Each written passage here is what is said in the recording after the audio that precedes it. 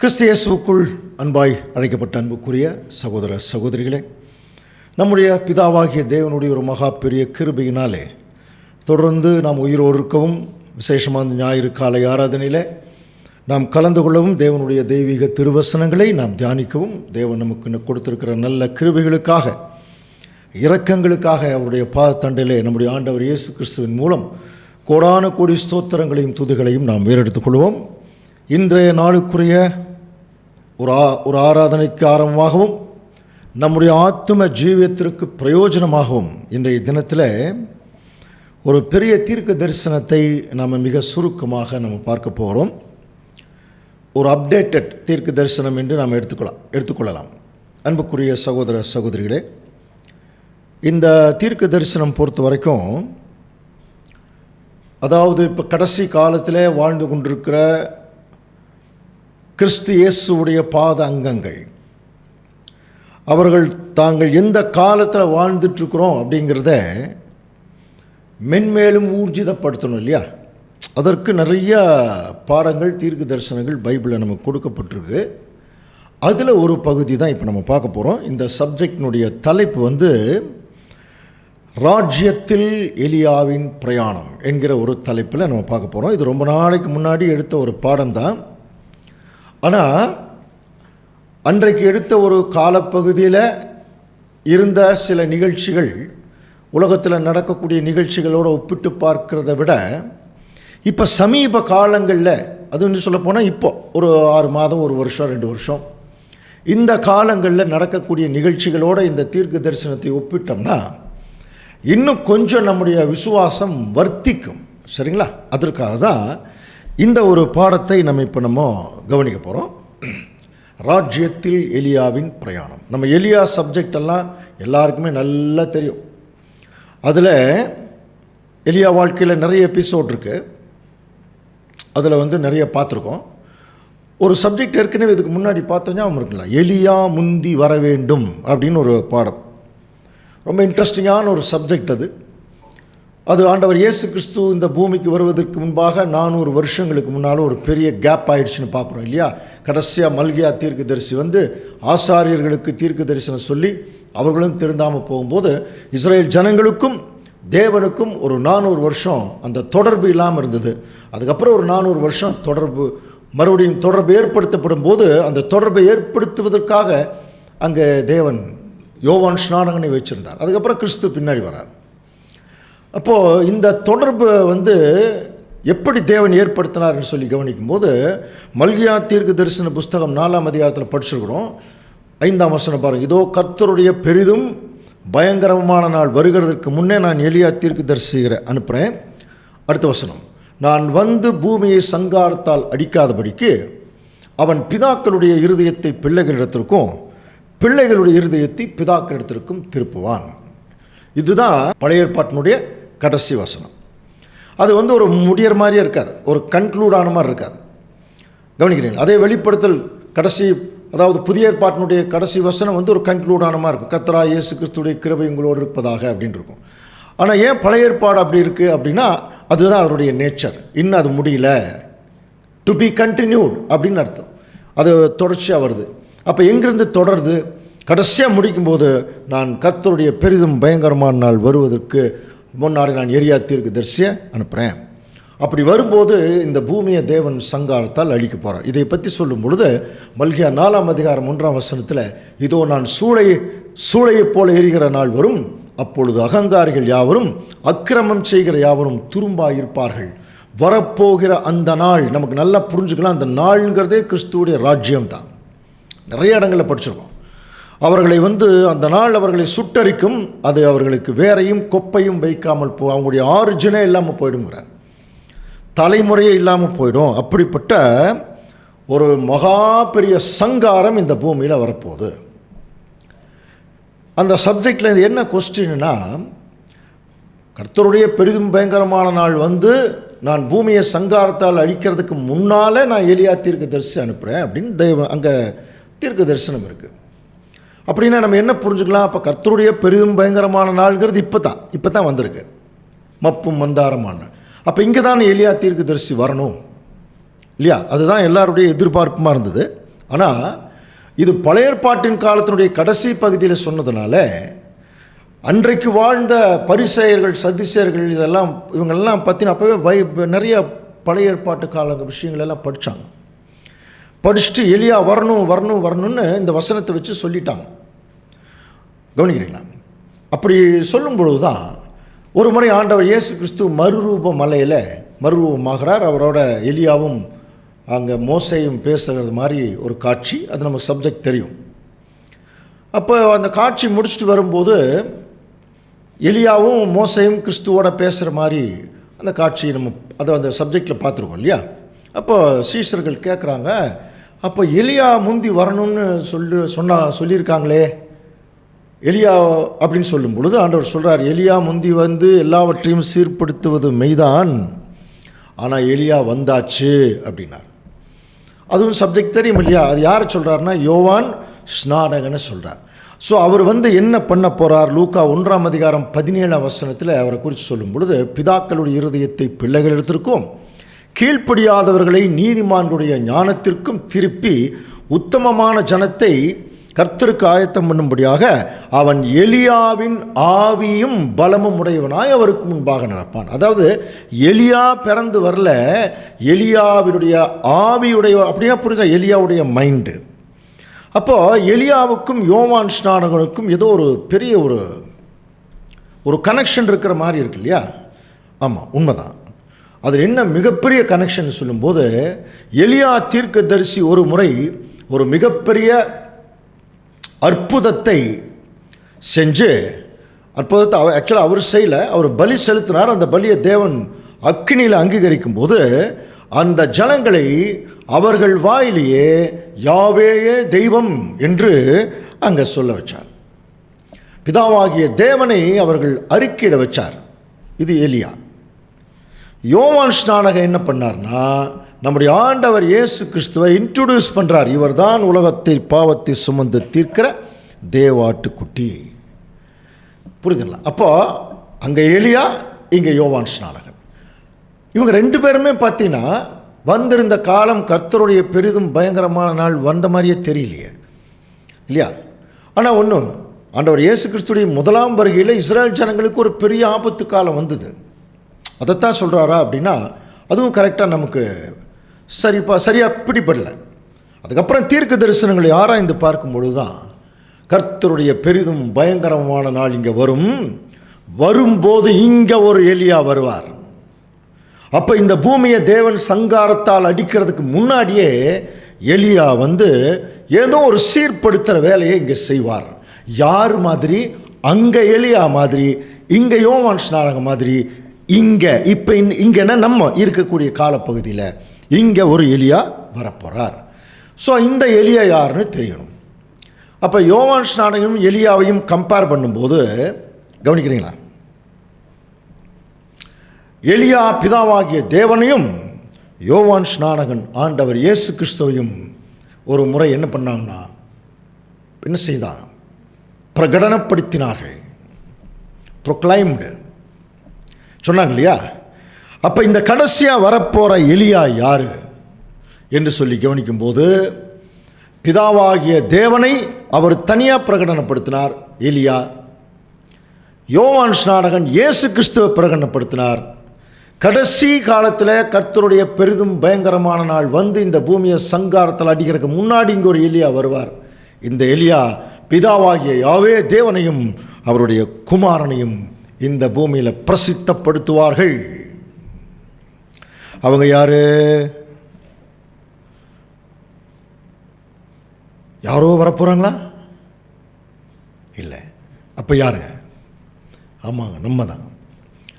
புரியுதுங்களா? நம்மை குறித்து தான் இந்த தீர்க்க தரிசனம் சொல்லப்பட்டிருக்கிறது. விசேஷமாக கடைசி காலத்தில் உயிரோடு இருக்கிற திருச்சபை அங்கே எலியா செய்த வேலையும் இங்கே யோவான் ஸ்நானகன் செய்த வேலையும் ஒருமித்தே செய்வார்கள். அப்படின்னா எலியா தீர்க்கதரிசி அவருடைய வாழ்க்கையில் நடந்ததெல்லாம் திருச்சபைக்கு ஒப்பிட்டு பைபிளில் சொல்லியிருக்கா? ஆமாங்க, 100%.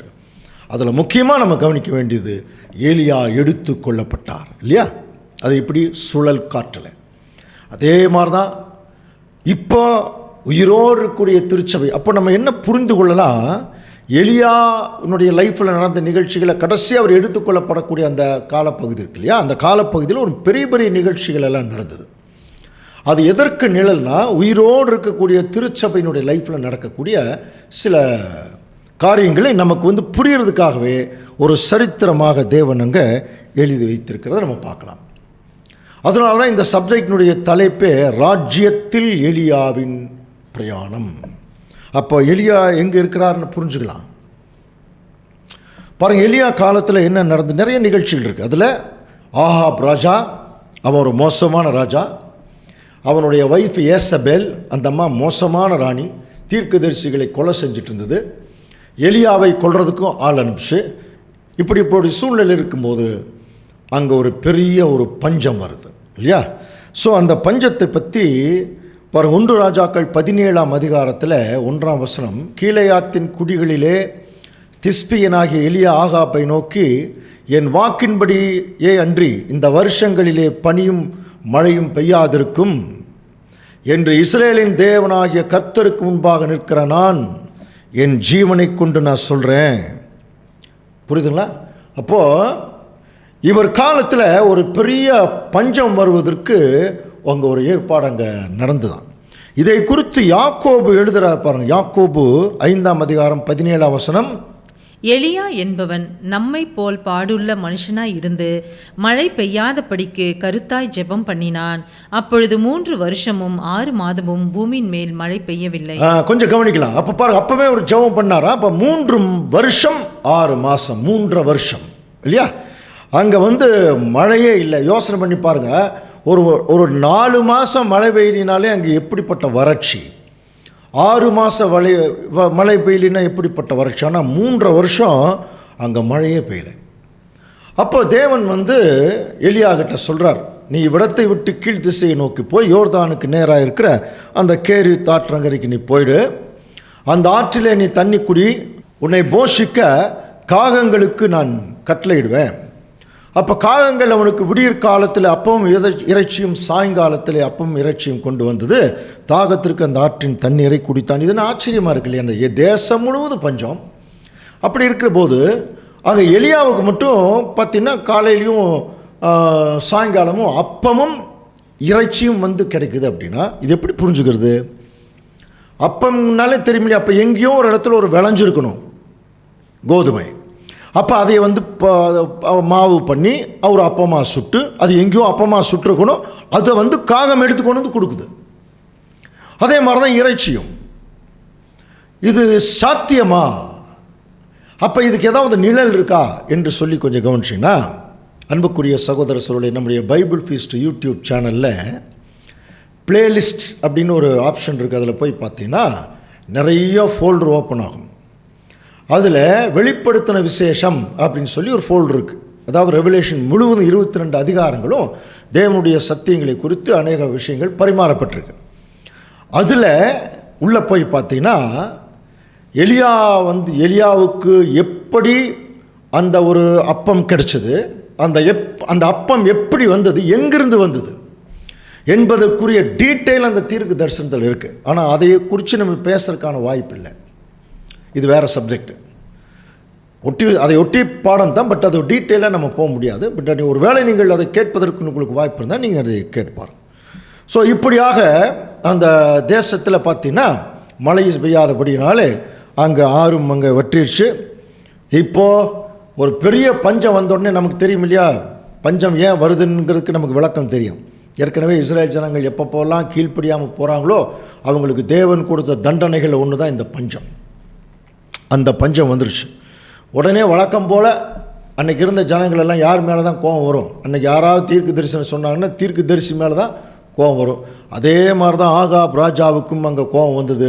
பாருங்கள், ஆகாப் எலியாவை கண்டபோது பாருங்கள், அவனை நோக்கி இஸ்ரேலை கலங்க பண்ணுகிறவன் நீ அல்லவா அப்படின்னு கேட்டான். உடனே அவர் என்ன சொன்னார்? இஸ்ரேலை கலங்க பண்ணுகிறது நான் இல்லை, கர்த்தரின் கட்டளைகளை எல்லாம் விட்டு பாகால்களை பின்பற்றினால நீரும் உன் தகப்பன் வீட்டாருமே இஸ்ரேல் தேவனை என்ன பண்ணுறீங்க, கலங்க பண்ணுறீங்க அப்படின்னு சொல்லி அங்கே அவர்களுக்குள்ள ஒரு ஆர்கியூமெண்ட் வரும்போது, இப்போ எலியா தேவன் பேரில் வைராக்கியம் உள்ளவராகி அன்னைக்கு இருந்த இஸ்ரேல் ஜனங்கள் பாருங்கள் விக்கிரகத்தை வணங்கிட்டு இருந்தாங்க. அப்போ தான் உங்களுக்கு அந்த சப்ஜெக்ட் நமக்கு தெரியும் இல்லையா? எலியா தீர்க்கதரிசி 1 ராஜாக்கள் 18ஆம் அதிகாரத்தில் சொல்கிறார், 21ஆம் வசனத்தில் பாருங்கள், யாவே தெய்வமானால் அவரை வணங்குங்க, இல்லை பாகால் தான் தெய்வம் நீங்கள் விரும்பினா அவனை நீங்கள் வணங்கிட்டு போயிடுங்க. சும்மா 2 பக்கம் குந்தி எல்லாம் நடக்காதீங்க. நம்ம பாஷையில் சொல்லப்போனால் அனலுமின்றி குளிருமின்றி இருக்காதீங்கன்னு அர்த்தம். ஸோ இதை சொல்லிட்டு தான் சரி இப்போ உங்களுக்கு யார் உண்மையான தேவன்னு தெரியணும், அவ்வளோதானே அப்படின்னு சொல்லி அங்கே ஒரு பலிபீடத்தை கட்டுறார். அதுக்கெல்லாம் நமக்கு நல்லா தெரியும் அன்புக்குரிய சகோதர சொல்லிய பலிபீடத்தை கட்டி அங்கே வந்து பார்த்தீங்கன்னா ஒரு வாய்க்காலெல்லாம் சுற்றி வெட்டி விட்டு அங்கே பலி செலுத்துறத காளைகளை எல்லாம் கொண்டு வந்து சந்து சந்தாக அங்கே வெட்டி, அப்புறம் 12 குடம் தண்ணியை அதை சுற்றிலும் அங்கே ஊற்றுறார். அந்த வாய்க்காலை சுற்றி அது ஓடுதான் அந்த தண்ணி, அதெல்லாம் நம்ம படிச்சிருக்கணும் இல்லையா? வாய்க்காலை நிரப்புறார். காரணம் என்னென்னா, திடீர்னு ஒரு அக்கினி வந்து அங்கே பட்சிக்கும் பொழுது ஒரு வேளை தண்ணியே இல்லாமல் இருந்துச்சுன்னா காஞ்சு போயிருக்கு இல்லையா? அது காஞ்சதுனால வெயிலினுடைய அந்த தாக்கத்தில் அது தீப்பிடிச்சிருச்சுன்னு சொல்லிடுவாங்க. அதனால தான் அங்கே தண்ணியெல்லாம் நிரப்ப சொல்கிறார். அப்படி நிரப்பினதுக்கப்புறம் அவர் என்ன செய்கிறார்னா, 1 ராஜாக்கள் 18ஆம் அதிகாரம் 37ஆம் வசனம் வாசிக்கலாம். கர்த்தாவே, நீர் தேவனாகிய கர்த்தர் என்றும் தேவரீர் தங்கள் இருதயத்தை மறுபடியும் திருப்பினீர் என்றும் இந்த ஜனங்கள் அறியும்படிக்கு என்னை கேட்டறலும் அப்படின்னு சொல்லி தேவனை நோக்கி ஜெபம் பண்ணுறார். அங்கே நடந்த நிகழ்ச்சிகள் ஒரு சில சுவாரஸ்யமான விஷயமெல்லாம் நமக்கு தெரியமாட்டா. ஆனால் ஒன்று நடந்த விஷயம் மட்டும் நம்ம பார்க்கலாம். கர்த்தரிடத்திலிருந்து அக்கினி இறங்கி அந்த சர்வாங்க தகன பலி, விறகு, கற்கள், மண் எல்லாத்தையும் வாரிட்டு போயிடுச்சான். அன்புக்குரிய சகோதர சகோதரர்களை கொஞ்சம் கவனிங்க. இந்த ஒரு காட்சியை ஒரு வசனத்தில் படிக்கிறதுக்கு வேணால் நல்லாயிருக்கும். ஆனால் அந்த காட்சியை கொஞ்சம் மைண்டில் கொண்டு வந்து பாருங்கள். சமஸ்த ஜனங்களும் நிற்கிறாங்க. அங்கே எலியா ஒரு பலிபீடத்தை கட்டியிருக்கார். அவங்களும் பாகாலுக்கு ஒரு நிறையா பலியெல்லாம் செலுத்தினாங்க, கூப்பிட்டாங்க, வரல, அது நமக்கு தெரியும் இல்லையா? ஆனால் திடீர்னு அப்படியே வானத்திலிருந்து வந்து ஒரு அக்கினி இறங்கி அப்படியே அத்தனை பலி பட்சித்து போடும்போது சர்வ ஜனங்களும் பயங்கரமான எக்ஸைட்மெண்ட் ஆகிட்டாங்க. யாவே தெய்வம். இப்படி தான் எலியா தீர்க்கதரிசி யாவே தேவனை என்ன செஞ்சார்? அவர் வந்து பிரசித்தப்படுத்தினார். தேவனுடைய மகத்துவம் அங்கே அறியப்பட்ட அந்த ஜனங்களுக்கு முன்பாக இப்படியாக ஒரு மிகப்பெரிய ஒரு அதிசயத்தை அங்கே நடத்தினதுக்கப்புறம் எலியாவுக்கு இன்டென்ஷன் வருது. அப்போ எலியா சொல்கிறார் ஆகாப் ராஜாவை நோக்கி, பாரு ஒரு பெரிய பஞ்சம் வந்துருச்சா, 3.5 வருஷம் என் மைண்டுக்கு தோணுது அந்த மாதிரி கவனிங்க, ஒரு பெரிய மழை வரப்போகுது, அதனால் நீ போயிடு அப்படின்னு சொல்லி அங்கே போக சொல்கிறார். புரியுதுங்களா? அப்போ அவர் போயிடுறார். அதுக்கப்புறம் ஒரு பெரிய நிகழ்ச்சி அங்கே நடக்கிறத நம்ம கவனிக்கலாம்.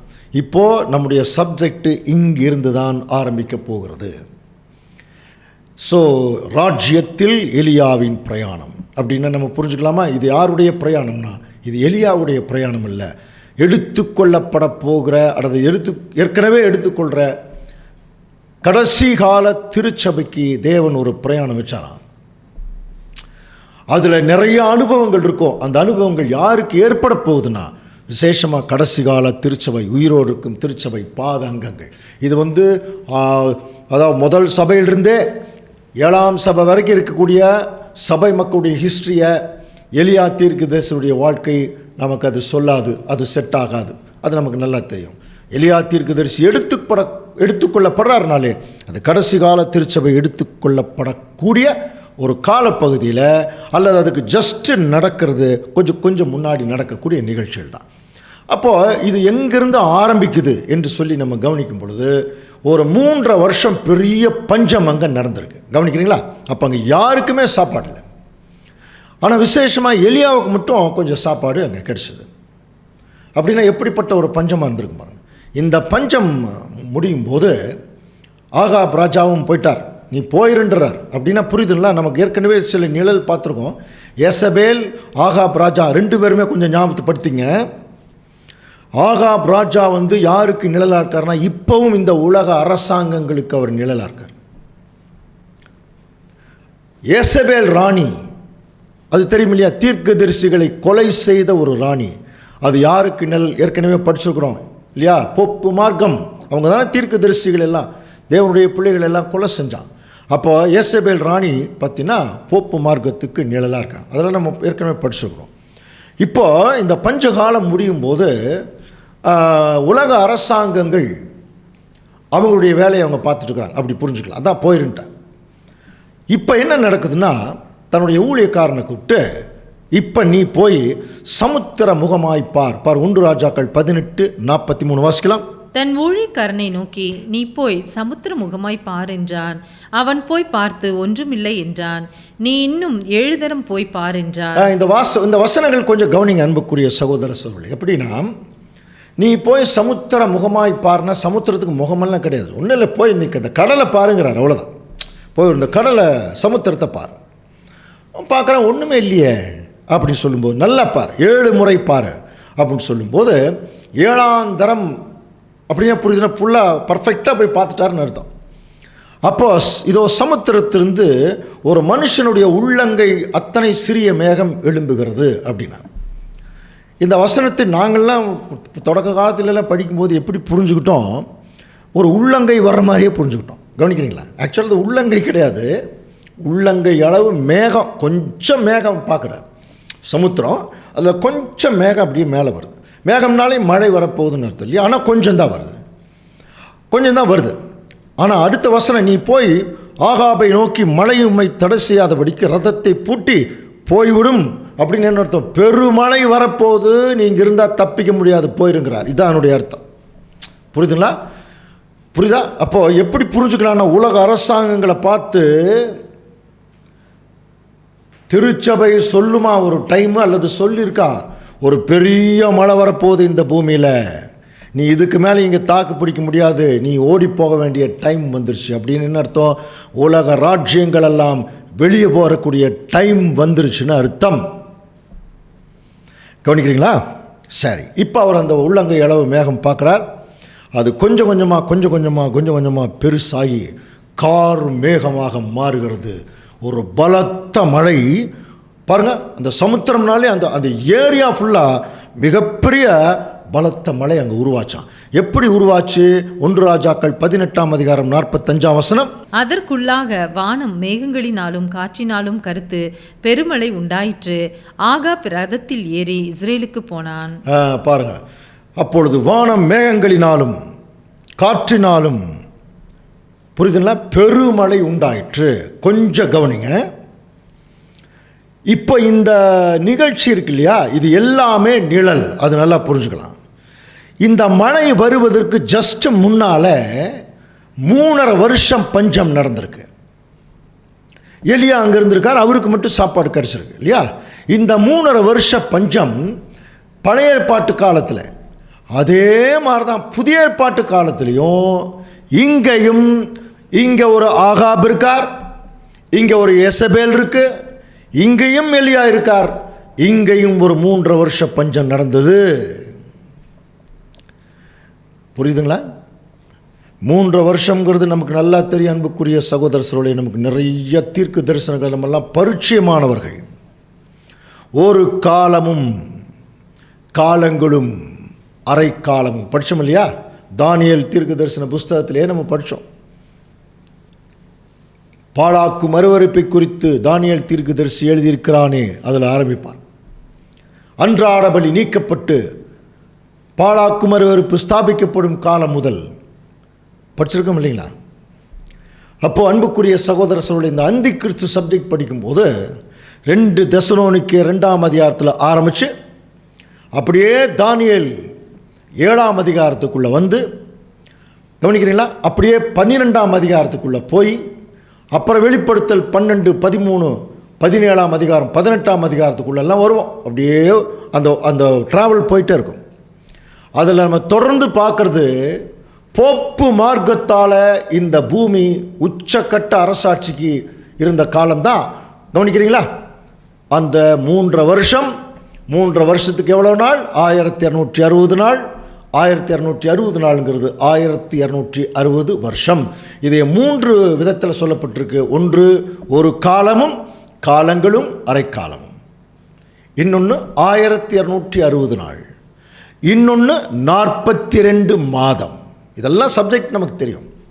வெளிப்படுத்தலையே 42 மாதம் இருக்கும் பாருங்கள். அப்போ ஒரு விஷயத்தை ஊர்ஜிதப்படுத்துறதுக்கு 3 சாட்சி வேணும்னு பவுல் எழுதினார் இல்லையா, அந்த மாதிரி 3 சாட்சி. அப்போது புதிய ஏற்பாட்டின் காலத்தில் இங்கேயும் ஒரு மிகப்பெரிய பஞ்சம் வந்தது. அந்த பஞ்சம் எங்கே ஆரம்பிக்குதுன்னா கிபி 539 ஸ்டார்ட் ஆகி 1260 வருஷங்கள், 3.5 வருஷம், அதான் என்னுடைய அர்த்தம். 1260 நாளுங்கிறது 1260 வருஷங்கள் ஒரு மிகப்பெரிய கொடிய பஞ்சம் இந்த பூமியில் இருந்தது. கவனிக்கிறீங்களா? யாருனால் அந்த பஞ்சம் வந்தது அப்படின்னா, அன்னைக்கு ஆகாப், எசபேல், இங்கே உலக ராஜ்யங்கள் போப்பு மார்க்கம் அரசாட்சிக்கு உச்சக்கட்டத்துக்கு வரக்கூடிய காலம். அப்புறம் இன்னொரு விஷயம் கூட நம்ம பார்க்கலாம். நிறைய சரித்திரங்களை நம்ம பார்க்கும்போது போப்பு மார்க்கம் கிபி 400வது வருஷத்துலேருந்தே டெவலப் ஆச்சு. ஆனால் ஜஸ்டீனியன் என்கிற ஒரு ராஜாவினுடைய காலத்தில் தான் போப்பை வந்து சீஃப் ரிலீஜியஸ் ரூலர் எப்படின்னு அறிவித்தான். புரியுதுங்களா? உலகத்திலேயே இருக்க எல்லா மாகாணத்திலையும் ஒரு ஆவிக்குரிய ஆளுநர் அப்படிங்கிற அளவு கொண்டு வந்து வச்சுட்டாங்க. அதுக்கு பாண்டிஃபிக்ஸ் மேக்சிமஸ்னே பேர்.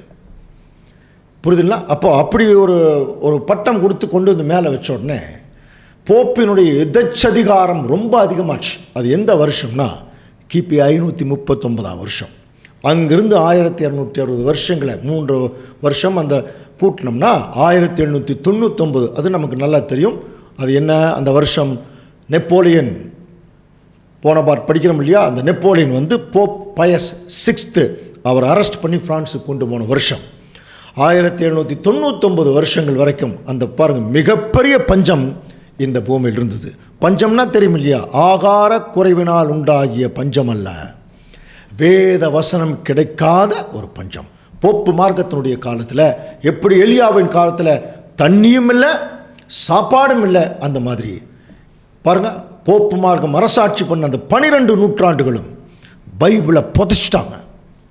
வசனமும் இல்லை, சத்தியமும் இல்லை, தேவ திட்டமும் இல்லை, எல்லாமே மறைக்கப்பட்டது. இதுக்கு தான் நமக்கு பைபிளில் பார்த்திங்கன்னா நிறைய ரெஃபரன்ஸ் நம்ம படிச்சிருக்கிறோம். சரித்திரங்கள் நம்ம ஒப்பிட்டு பார்த்தும் அதை கன்ஃபார்ம் பண்ணிட்டோம். இதுக்கு உலகம் வச்ச பேர் டார்க் ஏஜஸ், இருண்ட காலங்கள்.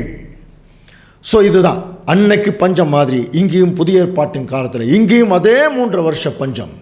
இந்த பஞ்சம் முடியும் போது பாருங்கள் 1799 வருஷத்தில் ஒரு முக்கியமான நிகழ்ச்சி. அந்த உலகளாவிய அதிகாரம் பெற்ற போப்பை அவர் வந்து அரெஸ்ட் பண்ணார். அதுக்கு ஜஸ்ட் அடுத்த வருஷம்தான் 1800வது வருஷங்கள். அந்த 1800வது வருஷங்கள் வரைக்கும் இந்த உலகத்தில் இருக்கக்கூடிய அன்னைக்கெல்லாம் பார்த்தீங்கன்னா ஐரோப்பா கண்டம் தான் உலகமே.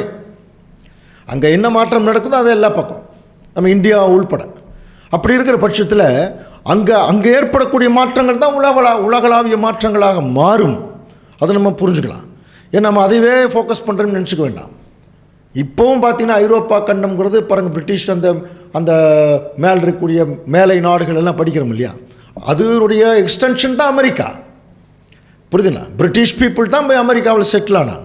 ஸோ இவங்க எல்லாம் ஆக்சுவலாக பார்த்தீங்கன்னா ஒன்று தான். அப்போ இவர்களுக்குள்ளே என்னென்ன மாற்றங்கள் நடக்குதோ அதெல்லாமே உலகத்தை பயங்கரமாக அது மாற்றும், அது குலுக்கும், அது அதிர வைக்கும், அல்லது ஒரு மாற்றத்தை ஏற்படுத்தும். ஸோ 1800வது வருஷங்களில் பாருங்கள் 1799 அவர் வந்து போப் அரெஸ்ட் பண்ணி அந்த அதிகாரம் உலகளாவிய அதிகாரம் வெளியே போனதுக்கப்புறம் அங்கே தான் ஒரு பெரிய விஷயம் நடக்க ஆரம்பிச்சுது. ஒரு பெரிய மழை வர ஆரம்பிச்சு தான் சொன்னார் இல்லையா, ஒரு சின்ன மேகம், அதுக்கப்புறம் பார்த்தீங்கன்னா கடுமையான ஒரு மழை வந்துச்சு. அப்படின்னா அது எதை குறிக்குது? பஞ்சம்னா நமக்கு தெரியும் இல்லையா, ஆகார குறைவினால் உண்டாகிய பஞ்சம் அல்ல அப்படின்னாலே அது வேத வசனம் கிடைக்காத பஞ்சம். அப்படின்னா 1800 வருஷத்துக்கு பிறகு அப்போ இங்கே என்ன ஒரு பெருமழை வந்துச்சுன்னா என்ன புரிஞ்சுக்கலாம்? ஆமாம், 1800 வருஷங்களில் என்ன நடந்தது தெரியுமா? துடித்து கொண்டிருந்த நிறைய ஊழியக்காரர்கள் சத்தியத்தை எப்படியாவது கிடைக்காதா அல்லது பைபிள் வசனம் கிடைக்காதான்னு ஏங்கிக் கொண்டிருந்தவர்கள் போப்பு மார்க்கத்தை விட்டு வெளியே வந்தோடனே எக்கச்சக்கமான பைபிள் டிரான்ஸ்லேஷன்ஸ் நடக்க ஆரம்பிச்சது. பைபிளை அவரவர்கள் மொழிகளில் அதுக்கெல்லாம் நிறைய விளக்கங்கள் ஏற்கனவே பார்த்துட்டோம். நிறைய மொழிபெயர்ப்புகள் வர ஆரம்பிச்சது. அதில் விசேஷமாக ஐரோப்பா கண்டத்தை குலுக்கிய 3 முக்கியமான மொழிகள் ஜெர்மனி, பிரான்ஸு, இங்கிலீஷ். இந்த 3 லாங்குவேஜுமே அந்த ஐரோப்பா கண்டத்தை ஆக்கிரமித்து கொண்டிருந்தது. இந்த 3 லாங்குவேஜிலுமே மிகப்பெரிய அளவில் டிரான்ஸ்லேஷன். இதுதான் மழை. கவனிக்கிறீங்களா? மழை. சரி, அப்போது அந்த மழைக்கு பைபிள் வசனத்துக்கு ஒப்பிட்டு எங்காவது பைபிள் இருக்கா? இருக்குது. வாசிக்கலாம் பாருங்கள். உபாகமம் 32ஆம் அதிகாரம் 2ஆம் வசனம் வாசிக்கலாம். மழையானது இளம் பயிரின் மேல் பொழிவது போல என் உபதேசம் பொழியும், பனித்துளிகள் புல்லின் மேல் இறங்குவது போல என் வசனம் இறங்கும். தேவனே கிளியரா சொல்லிட்டார், மழையானது இளம் பயிரின் மேல் பொழிவு. அப்போ அந்த மழை ஒவ்வொரு சொட்டு சொட்டா தானே விழுகுது. அந்த மாதிரி தான் 31,000 சொட்டு விழுந்துதான் இந்த பூமியில். இப்போ உங்களுக்கு புரியும் நினைக்கிறேன். புரியா? வசனம்ங்கிறது சாதாரணமாக 10 வசனம் 20 வசனம் கிடையாது. அது பார்த்தீங்கன்னா 31,000 வசனங்கள். அது இந்த உலகம் முழுவதும் அதுதான் அந்த மழை பெய்த ஒரு காலப்பகுதி. ஸோ இப்போ என்ன ஆயிடுச்சு அப்படின்னா, டிரான்ஸ்லேஷன்ஸ் எல்லாம் பெருக ஆரம்பிக்கும் போது, நிறைய பேர் பைபிளை பற்றி தெரிய ஆரம்பிக்கும் போது அதிகமான கோபம் யாருக்கு வரும்? போப்பு மார்க்கத்தை விட்டு வெளியே வந்து தான் இந்த வேலையெல்லாம் செய்கிறாங்க நிறைய பேர். அப்போ போப்பு மார்க்கத்துக்கு கோபம் வரும் இல்லையா? தங்களுடைய கட்டுப்பாட்டை விட்டு நிறைய ஜனங்களுக்கு போயிட்டாங்கன்னு சொல்லி, அப்போது அந்த போப்பு மார்க்கம் யாருக்கு நிழலாக இருக்குன்னு சொல்லி நம்ம படிக்கிறோம்.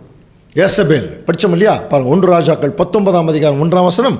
எலியா செய்த எல்லாவற்றையும் அவன் தீர்க்கதரிசிகள் எல்லாரையும் பட்டயத்தினாலே கொன்று போட்ட செய்தி அனைத்தையும் ஆகாப் ஏசபேலுக்கு அறிவித்தார். பாருங்க, எலியா ஒரு பெரிய சங்காரம் பண்ணிட்டாருங்கிறது ஏசபேலுக்கு தெரிஞ்சோடனே ஏசபேல் எலியாவின் இடத்துல ஆள் அனுப்பி, பாருங்க உன்னை கொல்ல போறேன்னு சொல்லி அங்கே எலியாவை கொல்வதற்கான ஏற்பாடுகள் அங்கே செய்யுது. அப்போ எலியா இங்கே இருந்து தன்னுடைய பிரயாணத்தை இப்போ ஆரம்பிக்கிறார். பாருங்க, 1 ராஜாக்கள் 19ஆம் அதிகாரத்தில் எலியா இப்போ அந்த ஏசபேலுக்கு விலகி இப்போ தன்னுடைய பிரயாணம் ரொம்ப தூரம் பிரயாணம் போகிறார். அப்போ அவர் என்ன செய்கிறார் பாருங்க, அவன் ஒரு வனாந்தரத்தில் ஒரு நாள் பிரயாணம் போய் ஒரு சூறை செடியின் கீழே உட்கார்ந்து தான் சாக வேண்டும் என்று கோரி, போதும் கர்த்தாவே, என் ஆத்துமாவை எடுத்துக்கொள்ளும், நான் என் பிதாக்களை பார்க்கிலும் நல்லவன் அல்ல என்று சொல்லி அவர் என்ன செய்கிறார்னா, நான் சாக வேணும்னு சொல்லி ரொம்ப அங்கே போய் ஒரு சூறைச்செடி கீழே அவர் படுத்துக்கிறார். அப்போது இதுதான் எலியாவினுடைய அந்த பிரயாணத்துடைய ஃபஸ்ட்டு ஸ்டெப் இது. அப்போது இது எலியாவுடைய பிரயாணம் மாத்திரம். இது சாதாரண ஜனங்கள் எப்படி படிப்பாங்க? இது எலியாவுடைய பிரயாணம் மாதிரி படிப்பாங்க. ஆனால் நம்ம அப்படி படிக்கிறது இல்லை. எலியா யாருன்னு படிச்சிருக்கிறோம்? உயிரோருக்கும் திருச்சபை, கடைசி கால திருச்சபை. அப்போ கடைசி கால திருச்சபையுடைய பிரயாணம் எங்கிருந்து ஆரம்பிக்குது அப்படின்னு பார்த்தீங்கன்னா, 7ஆம் சபை தான் கடைசி காலம். அதுக்கு ஜஸ்ட் முன்னாடி 6ஆம் சபையினுடைய காலத்தில். ஏன் அப்படின்னா 1800 வருஷங்கள்ங்கிறது அது 6ஆம் சபையினுடைய காலம். 1874க்கு பிறகுதான் 7ஆம் சபையினுடைய காலம் இல்லையா? அப்போ அந்த காலப்பகுதி தான் இப்போ நம்ம பார்த்துட்டு இருக்கிறோம். அப்போ அப்படி பார்க்கும்போது கவனிங்க, மழை வந்துருச்சு, நிறைய டிரான்ஸ்லேஷன்ஸ் ஜாஸ்தி ஆயிடுச்சு. அப்போ 6ஆம் சபையினுடைய காலத்தில் ஒருவரும் பூட்டக்கூடாதபடி திறக்கிறவர், திறக்கக்கூடாதபடிக்கு பூட்டுகிறவர் எல்லாம் படித்தோம் இல்லையா?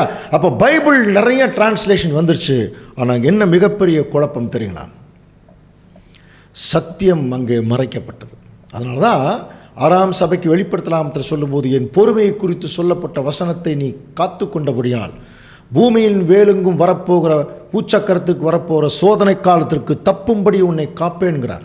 அப்போது அந்த 6ஆம் சபையுடைய காலத்திலேயே எவ்வளோ பெரிய சோதனை வந்துருச்சுன்னா, நிறைய போதகர்கள், நிறைய இன்ஸ்டிடியூஷன்ஸு, நிறைய சர்ச் சிஸ்டம், எக்யூமெனிக்கல் மூவ்மெண்ட்டு எல்லாம் நிறைய வந்துருச்சு. நிறைய பாஸ்டர்கள், பெரிய பெரிய ஆர்கனைசேஷன். ஆனால் ஆளாளுக்கு ஒன்று சொல்ல ஆரம்பித்த உடனே எது சத்தியம்னு தெரியாமல் ஒரு மிகப்பெரிய சோர்வுக்குள்ளே, எப்படி எலியா ஒரு சோர்வாகி போதும் ஆண்டவரே அப்படின்னு சொல்கிற அளவுக்கு ஒரு சோர்வுக்குள்ளே போய் போனாரோ, அதே மாதிரி ஒரு சோர்வுக்குள்ளே அங்கே திருச்சபை போயிடுச்சான். எப்போ தெரியுங்களா? 1800 வருஷங்களில். காரணம் என்னன்னு பார்த்தீங்கன்னா, அங்கே ஏசபேல் ரொம்ப மிரட்டிகிட்டு இருந்தது இல்லையா? அந்த ஏசபேல் யாருங்கிறத குறித்து நம்ம பாருங்கள், வெளிப்படுத்தலாமல் ரொம்ப கிளியராகவே நமக்கு ஒரு ரெஃபரன்ஸ் நமக்கு கொடுக்கப்பட்டிருக்கு. 4ஆம் சபை காலம் போப்பு மார்க்கம் உச்சக்கட்டத்தில் கூடிய காலப்பகுதி. அந்த 4ஆம் சபையை யாரு கூப்பிட்டு அங்கே பேசியிருக்கார்? வெளிப்படுத்தல் 2ஆம் அதிகாரம் 20ஆம் வசனம். ஆகிலும் உன் பேரில் எனக்கு குறையுண்டு, என்னவெனில் தன்னை தீர்க்கதரிசி என்று சொல்லுகிற ஏசபேல் என்னும் ஸ்திரீயானவள் என்னுடைய ஊழியக்காரர் வேசித்தனம் பண்ணவும் விக்கிரகங்களுக்கு படைத்தவைகளை புசிக்கவும் அவளுக்கு போதித்து அவளை வஞ்சிக்கும்படி நீ அவளுக்கு இடம் கொடுக்க. பாருங்க, அப்போ இந்த ஏசபேல் அன்னைக்கு எப்படி தீர்க்கதரிசிகளை கொலை செய்து அவர்களை வேசித்தனம் பண்ண தூண்டுச்சோ அந்த மாதிரி தான் 4வது சபையினுடைய காலத்தில் நம்ம படிக்கிறோம் இல்லையா? போப்பு மார்க்கத்துக்கு வெளிப்படுத்தல் 17ஆம் அதிகாரம் வைத்த பெயர் திரளான தண்ணீர்கள் மேல் உட்கார்ந்திருக்கிற வேசி அப்படின்னா. அது பூமியில் இருக்கிற எல்லா ராஜாக்களோடு வேசித்தனம் பண்ணுச்சுனால படிக்கிறோம் இல்லையா? போப்பு மார்க்கம் இப்படியாக உலகளாவிய ஒரு வேசித்தனம் பண்ணதுனால இப்போ அதில் ஒரு மிகப்பெரிய சூழ்நிலை அந்த ஒரு நடந்தது. போப்பு மார்க்கத்துக்கு விரோதமாக யாரெல்லாம் எழுப்பினார்களோ அத்தனை பேரையும் கொலை செய்கிறது தான் போப்பு மார்க்கத்துடைய வேலையாக இருந்தது. அப்போ அந்த டைமில் போப்புகளெல்லாம் என்ன பண்ணாங்கன்னா நிறைய ராஜாக்களை தங்களுடைய கட்டுப்பாட்டுக்குள்ளே வச்சுக்கிட்டு அடக்குமுறை கொள்கைகள் எல்லாம் அதிகமாக டெய்லியும் ஒரு 144 மாதிரி சொல்லிட்டு இருந்தாங்க. அப்போ அப்படிப்பட்ட அடக்குமுறை கொள்கைகள் எல்லாம் அங்கே விடும்போது அந்த இடத்துல ஒரு சரித்திர நிகழ்ச்சி நமக்கு அங்கே நடந்ததை நம்ம கவனிக்கலாம். நமக்கு கொஞ்சம் கவனிச்சிங்கன்னா இந்த வெளிப்படுத்தலாக 12ஆம் அதிகாரம் மட்டுமே கவனித்து பார்க்கும்போது ஒரு டோட்டல் 2000 வருஷ ஹிஸ்ட்ரியில் சபையினுடைய சரித்திரமும் போப்புமார்க்குடைய சரித்திரமும் எப்படி மிங்கிளாக இருக்குங்கிறத நம்ம கவனிக்கலாம். எப்படின்னு பார்த்தீங்கன்னா பாருங்கள், வெளிப்படுத்தல் 12ஆம் அதிகாரம் 13ஆம் வசனம் வாசிக்கலாம். வலு சர்ப்பமானது தான் பூமியிலே தள்ளப்பட்டதை அறிந்து அந்த ஆண் பிள்ளை பெற்ற ஸ்திரீயை துன்பப்படுத்தினது. நமக்கு இந்த வசனங்கள் எல்லாம் ஏற்கனவே நீங்கள் படிச்சிருந்தா உங்களுக்கு நல்லா தெரியும். ஒரு பெரிய ஒரு போர் ஒன்று நடக்குது. மிகாயேலுக்கும் இன்னொருத்தருக்கும் சண்டை வருதுன்னெல்லாம் படிச்சிருக்கிறோம்.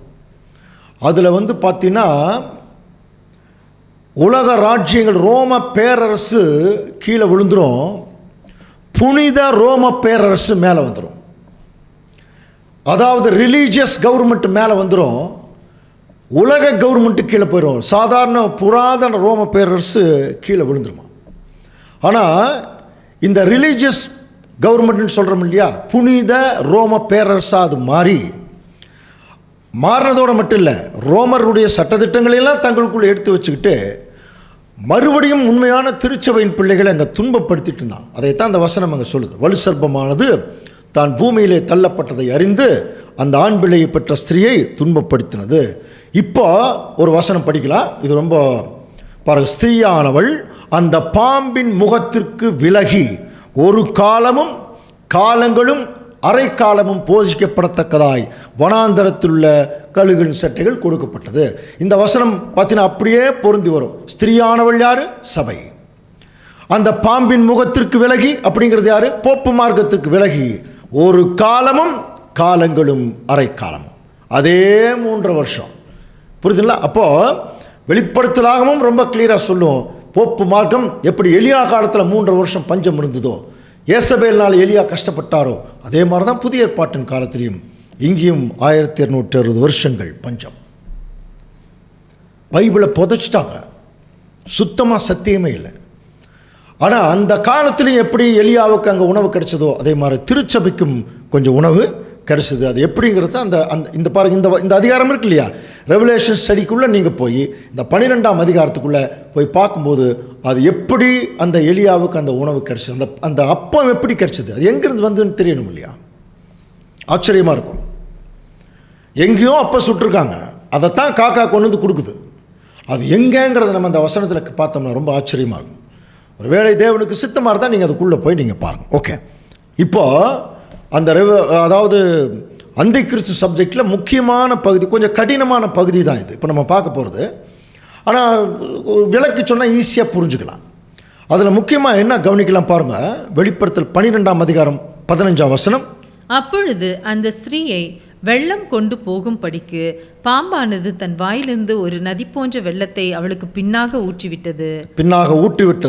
பூமியானது ஸ்திரீக்கு உதவியாக தன் வாயை திறந்து வலு சர்ப்பம் தான் வாயிலிருந்து ஊற்றின வெள்ளத்தை விழுங்கினது. போப்பு மார்க்கத்தினுடைய காலப்பகுதியில், போப்பு மார்க்கம் உச்சக்கட்டம் இருந்த காலப்பகுதியில் எந்த அளவுக்கு உச்சக்கட்டம் அதிகாரம் ஆணவம் இருந்ததோ அந்த அளவுக்கு எல்லா நாடுகளிலிருந்து எதிர்ப்புகளும் போராட்டங்களும் அதிகமாயிடுச்சு போப்புக்கு விரோதமாக. ஏன்னா போப்பு மார்க்கம் என்ன பண்ணுறாங்கன்னா, பெரிய வெள்ளம் மாதிரி அடக்குமுறை கொள்கைகளை ஒவ்வொரு நாளும் அவங்க வழி விட்டுட்டே இருந்தாங்களாம். அதைத்தான் அங்கே அந்த வசனம் சொல்லுது. அந்த ஸ்திரீயை வெள்ளம் கொண்டு போகும்படிக்கு, ஸ்திரீங்கிறது வேற, உண்மையான திருச்சபை இவங்க தான் சத்தியத்தை சொல்கிறாங்க, போப்பு மார்க்கம் தப்புன்னு சொல்கிறாங்க. அப்படி சொல்லக்கூடிய திருச்சபையை இவங்களை அடக்கணும் அப்படின்னா டோட்டலாக நிறைய அடக்குமுறை கொள்கைகள் உலகம் முழுவதும் கொண்டு வரணும்னு சொல்லி, விசேஷமாக இது திருச்சபைக்கு வைக்கப்பட்ட கண்ணி, அது அவங்கள கொன்னாங்க சில பேர்த்த. ஆனால் அவர்களை அடக்கணுங்கிறதுக்காக நிறைய வெள்ளம் மாறி அடக்குமுறை கொள்கைகளை அவர்கள் அவுத்து விட்டாங்களாம். அதைத்தான் அந்த வசனம் பாருங்கள். அந்த ஸ்திரீயை வெள்ளம் கொண்டு போகும்படி பாம்பானது தன் வாயிலிருந்து நதி போன்ற வெள்ளத்தை ஊற்றுது. அப்போது நதி மாதிரி அடக்குமுறை கொள்கைகள் அவங்க மேலே போகும்போது இந்த பாம்பு என்ன நினச்சிருச்சுன்னா, அப்படியே அந்த ஒரு ஆற்றுல அடிச்சுட்டு போயிடும் திருச்சபை அப்படின்னு நினச்சாங்க. அப்படின்னா புரியுதுங்களா? இந்த அடக்குமுறை கொள்கைகளின் விளைவாக வரக்கூடிய தண்டனைகள், பிரச்சனைகள் மூலமாக சபை ஒன்றுக்கு இல்லாமல் போயிடும்னா. ஆனால் எதிர்பாராத விதமாக அடுத்தது என்ன நடந்ததுன்னா, பூமியானது அந்த ஸ்திரீக்கு உதவியாக தன் வாயை திறந்து வலு சர்ப்பம் தன் வாயிலிருந்து ஊற்றின வெள்ளத்தை முழுங்கிடுச்சான். அது புரியுதா? அப்போ இப்படிப்பட்ட வெள்ளம் மாதிரி அடக்குமுறை கொள்கைகள் எல்லாம் அவிழ்த்து விடும்போது, ஏற்கனவே போப்பு மார்க்கத்து மேலே அதிருப்தி ரொம்ப ஜனங்கள் இருக்காங்க இல்லையா, அதைத்தான் பூமிங்கிறார். ஒரு மிகப்பெரிய பூமி எதிர்ச்சி வந்துதான், புரியுதுன்னா, போப்பு மார்க்கத்துக்கு விரோதமாக ஒரு பயங்கரமான ஒரு புரட்சி வெடிச்சு என்ன நடந்தது தெரியுமா? இவர்கள் அவிழ்த்து விட்ட அத்தனை கொள்கைகளையும் அந்த புரட்சி ஒன்றும் இல்லாமல் பண்ணிடுச்சு. இதில் யார் சேஃப் ஆகிட்டதுன்னா திருச்சபை. பாருங்க, திருச்சபைக்காக தான் வெள்ளம் மாதிரி இந்த அடக்குமுறை கொள்கைகளை அவிழ்த்து விட்டாங்க போப்பு மார்க்கம். ஆனால் அதனால் என்ன ஆயிடுச்சுன்னா, நம்ம இந்தியா கூட அப்படித்தானே, எவ்வளோ நாள் அடக்கி வைக்க முடியும்னு சொல்லி அடக்குமுறை கொள்கைகள் எல்லாம் நிறைய பண்ணதுனால தான் சுதந்திர போராட்டமே அதிகரிச்சுது. சுதந்திர போராட்டம் அதிகமாக அதிகமாக அதிகமாக கடைசியில் அப்புறம் பிரிட்டிஷ் சுதந்திரம் கொடுத்துட்டாங்க. அது தேவனுடைய சித்தம். ஆனால் அதனுடைய நேச்சர் அதுதான். அப்போ அன்புக்குரிய சகோதர சகோதரிகளை கொஞ்சம் கவனிக்கிறீங்களா? அப்போது இந்த ஸ்திரீக்கு உதவியாக வந்த அந்த பூமி இருக்குல்ல, பூமிங்கிறது பூமி இல்லை, இதெல்லாம் தீர்க்க தரிசனம். நிறைய ஜனங்கள் ஒரு பெரும் புரட்சியை ஏற்படுத்தினார்கள். அந்த புரட்சிக்கு பேர் தான் பிரெஞ்சு புரட்சி. நமக்கு ஏற்கனவே நல்லா தெரியும். இந்த பிரெஞ்சு புரட்சி உலகளாவிய ஒரு புரட்சியாக வெடித்து எல்லா நாடுகளையும் வெடிச்சது. புரியுதுல்ல? ஆதிக்கத்துக்கு விரோதமாக, அராஜகத்துக்கு விரோதமாக, அடக்குமுறைக்கு விரோதமாக, இவர்களுக்கெல்லாம் தலைமையாக இருந்த போப்புக்கு விரோதமாக இந்த ஒரு போராட்டம் வெடிச்சது, பிரெஞ்சு புரட்சி. கவனிக்கிறீங்களா? இந்த பிரெஞ்சு புரட்சி இதுக்கு ஜஸ்ட் 10 வருஷத்துக்கு முன்னாடி ஒரு முக்கியமான ஒரு நிகழ்ச்சி நடந்தது. அதாவது 10 வருஷத்துக்கு பின்னாடி இந்த பிரெஞ்சு புரட்சி நடந்து 10 வருஷம் கழிச்சு தான் நெப்போலியன் போனபார்ட் என்ன பண்ணார்னா, அந்த போப்பை அரெஸ்ட் பண்ணார். அதெல்லாம் நம்ம ஏற்கனவே படிச்சிருக்கணும். அன்புக்குரிய சகோதர சகோதரி, அப்போ அதுக்கப்புறம் என்ன ஆச்சு? நெப்போலியன் அரெஸ்ட் பண்ணிட்டார் 1799 வருஷத்தில். அப்போ அதுக்கப்புறம் என்ன ஆச்சு அப்படின்னு ஒரு கேள்வி வருது இல்லையா? அதைத்தான் சரித்திரத்தில் இப்போ வாசிக்கலாம் பாருங்கள். வெளிப்படுத்தல் 12ஆம் அதிகாரம் 17ஆம் வசனம். அப்பொழுது வலு சர்ப்பமானது ஸ்திரீயின் மேல் கோபம் கொண்டு தேவனுடைய கற்பனைகளை கைக்கொள்ளுகிறவர்களும் இயேசு கிறிஸ்துவை குறித்து சாட்சியை உடையவர்களும் ஆகிய அவருடைய சந்ததியான மற்றவர்களுடனே யுத்தம் பண்ண போயிற்று. கவனிக்கிறீங்களா? அப்போ போப்பு மார்க்கம் ஒரு உலகளாவிய அளவில் தங்களுடைய பதவி போய் அதிகாரம் போய் கீழே விழுந்தாலும் பாருங்க, திருச்சபைக்குடைய பிள்ளைகள் இருக்காங்க இல்லையா, பாருங்க, கிறிஸ்துவை குறித்து சாட்சியை உடையவர்களுமாகிய அவருடைய சந்ததியான மற்றவருடனே யுத்தம் பண்ண. அப்படின்னா போப்புமாக அரெஸ்ட் பண்ணப்பட்டாலும் இன்னும் யுத்தம் ஓயில. ஏன்னா 1800 வருஷங்களுக்கு பிறகுதான் திருச்சபையின் பிள்ளைகள் இன்னும் நிறைய பேர் வரப்போகிறாங்க. அவங்களோட பார்த்தீங்கன்னா இன்னும் போப்பு மார்க்கத்துக்கு என்ன இருக்குது? ஒரு சண்டை இருக்குது. அதுதான் சந்ததியான மற்றவருடனே யுத்தம் பண்ண போனார்கள். ஸோ இது எந்த காலப்பகுதினா 1800 வருஷங்களுக்கு பிறகு பாருங்கள், இந்த 6வது சபை. இந்த 6வது சபையினுடைய காலத்தில் இப்போ என்ன நடந்தது? நம்ம ஏற்கனவே படித்தோம். மழை வந்துருச்சு, பஞ்சம் முடிஞ்சுது, மழை வந்துருச்சு, நிறைய டிரான்ஸ்லேஷன்ஸ் வந்துச்சு. ஆனாலும் நிறைய பேர் வந்து ஆளாளுக்கு தவறாக போதிச்சதுனால எது சத்தியம்னு தெரியாது இருக்கும்போது அங்கே சபைக்கு ஒரு சோர்வு வந்தது. அந்த சோர்வு தான் எலியா போய் பாருங்கள், ஒரு சூறைச் செடியின் கீழே படுத்துக்கொண்டு நித்திரை பண்ணினான். அப்பொழுது ஒரு தூதன் அவனை தட்டி எழுப்பி எழுந்திருந்து போஜனம் பண்ணு என்றான். இதெல்லாம் சரித்திரம் மாத்திரமல்ல அன்புக்குரிய சகோதர சகோதரர்களே, கொஞ்சம் கவனிங்க. இது ஒரு சத்தியம். அப்போ 1800 வருஷங்களுக்கு பிறகு நிறைய பைபிள் டிரான்ஸ்லேஷன், நிறைய பைபிள் மழை வந்துருச்சு. இப்போ எலியாவின் பிரயாணம் அப்படிங்கிறது புரியுதுல்ல. எலியா வந்து அவருடைய திருச்சபையுடைய பிரயாணம் வருஷங்கள் அப்படியே ஆயிட்டு இருக்கும்போது இப்படிப்பட்ட சூழ்நிலைகள் எல்லாம் அவர்களை தாக்கும்போது ஒரு சோர்வு வந்து, புரியுதுங்களா?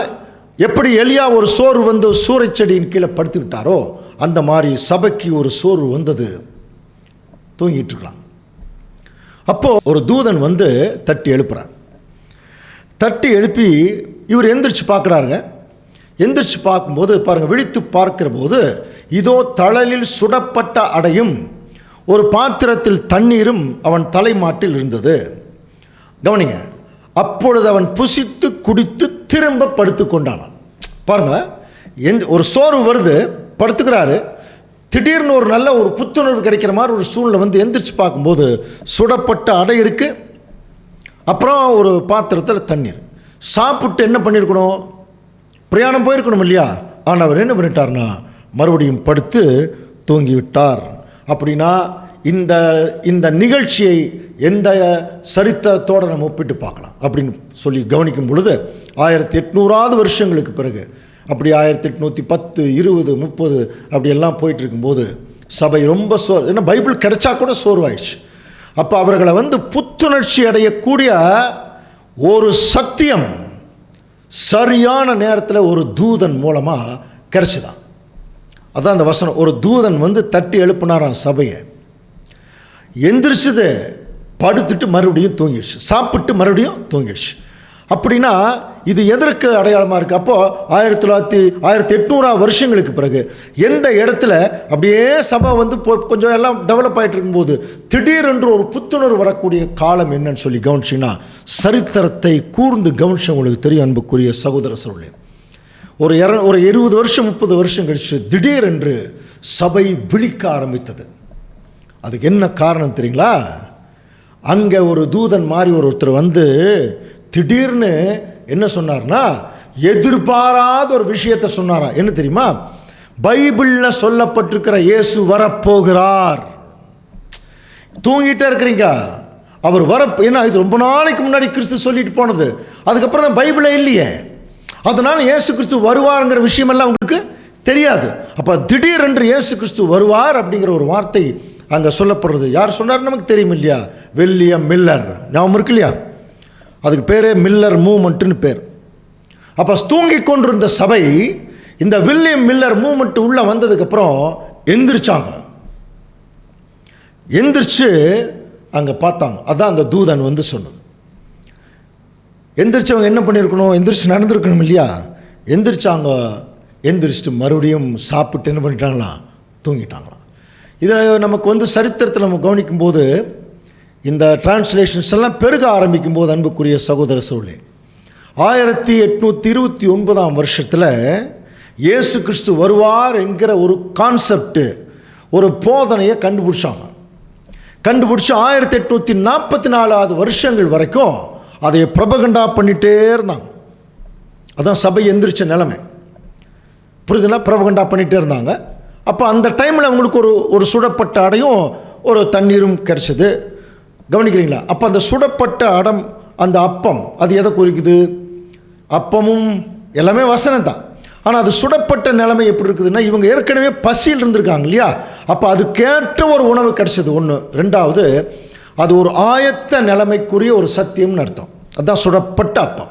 புரியுதுங்களா? சீக்கிரம் எந்திரிச்சு போகணும் அப்படிங்கிற மாதிரி ஒரு ஆயத்த நிலைமைக்குரிய ஒரு சத்தியம். ஸோ ரெடினஸை குறிக்கிற மாதிரி நம்ம புரிஞ்சுக்கணும். அது ஒரு விஷயம். அடுத்தது பார்த்தீங்கன்னா தண்ணீர். தண்ணீரும் வந்து எதுக்கு? சாப்பாடு, அப்பம் வந்து பசிக்கு, தண்ணீர் வந்து தாகத்துக்கு.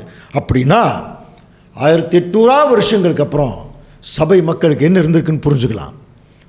ஒரு பசி, ஒரு தாகம் இருந்தது.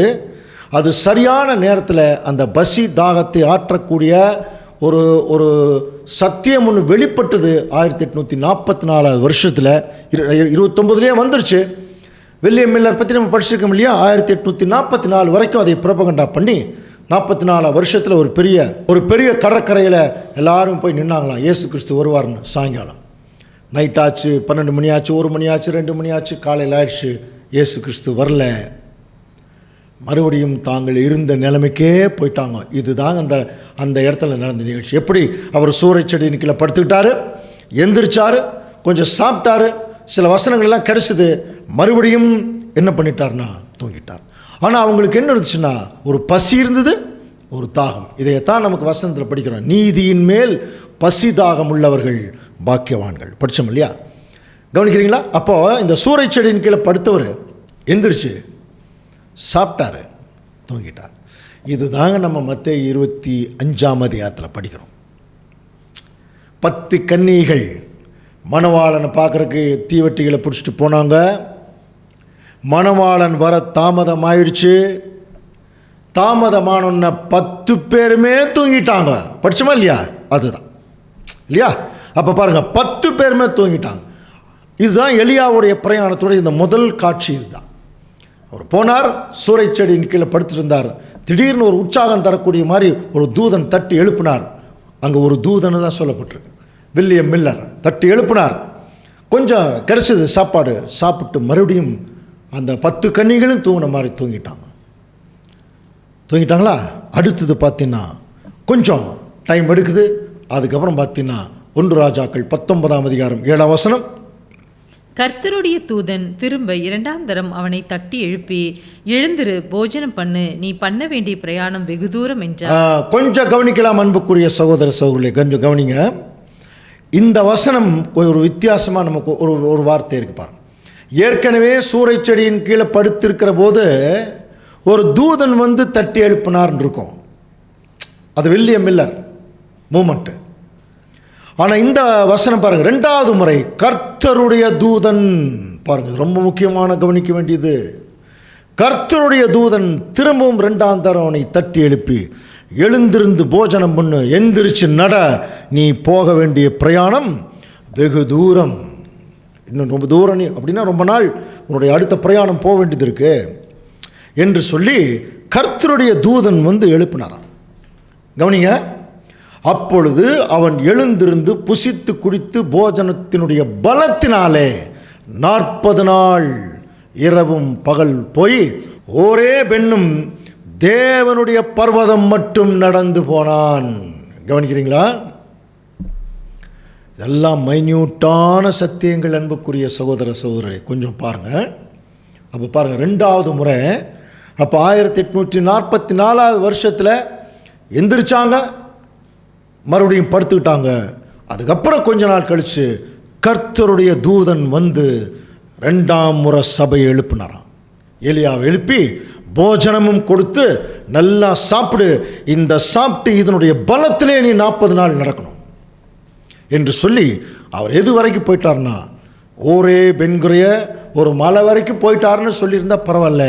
ஒரே பெண்ணும் தேவனுடைய பர்வதம் மட்டும், த காட்ஸ் மலை, தேவனுடைய பர்வதம், த காட்ஸ் மவுண்டன். நமக்கு நல்லா தெரியும் பர்வதம் அப்படின்னாலே எதை குறிக்குது? ராஜ்யம். புரியுதுங்களா? அப்போ இந்த மறுபடியும் தூங்கி போன சபையை எழுப்பி போஜனம் கொடுத்து நடக்க வச்சது யாருன்னு தெரியணும். நீங்கள் நம்பினாலும் சரி, நம்பினாலும் சரி, இந்த வசனத்தினுடைய சாரம்சம் என்னங்கிறத சொல்லிடுறோம். அவரவர்கள் நீங்கள் எடுத்துங்க. கவனிக்கிறீங்களா? அப்படின்னா 1844க்கு பிறகு பாருங்க, இந்த ஒரு சபையை கர்த்தருடைய தூதன், அப்படின்னா புரியுதா? தேவனால் ஏற்படுத்தப்பட்ட ஒரு தூதன், பிரத்யேகமான ஒரு தூதன் எழுப்பினாராம். எந்திரிங்க, சாப்பிடுங்க. சாப்பிட்டாங்க. எலியா சாப்பிட்டார். சாப்பிட்டு அந்த பலத்தில் 40 நாள் எது வரைக்கும் போய் சேர்ந்துட்டார்னா, அங்கே பாருங்கள், தேவனுடைய பர்வதம் மட்டும், இங்கிலீஷ்லேயும் இந்த ஹோரேப், த மவுண்டன் ஆஃப் காட்ன்னு இருக்கு தேவனுடைய. அப்போது இது எதை குறிக்குது என்று சொல்லி கவனிக்கும்போது ராஜ்யம். அப்போது இந்த ராஜ்யத்துக்குள்ளே கொண்டு போகிறதுக்கு பார்த்தீங்கன்னா ஒரு தூதன் அங்கே இருந்தாராம் திருச்சபையின் பிள்ளைகளுக்கு. அதில் என்ன ஆச்சரியம்னா, அதுக்கு பேரே கர்த்தருடைய தூதன் இருக்கு. சரி, இவர் செய்த வேலை என்ன?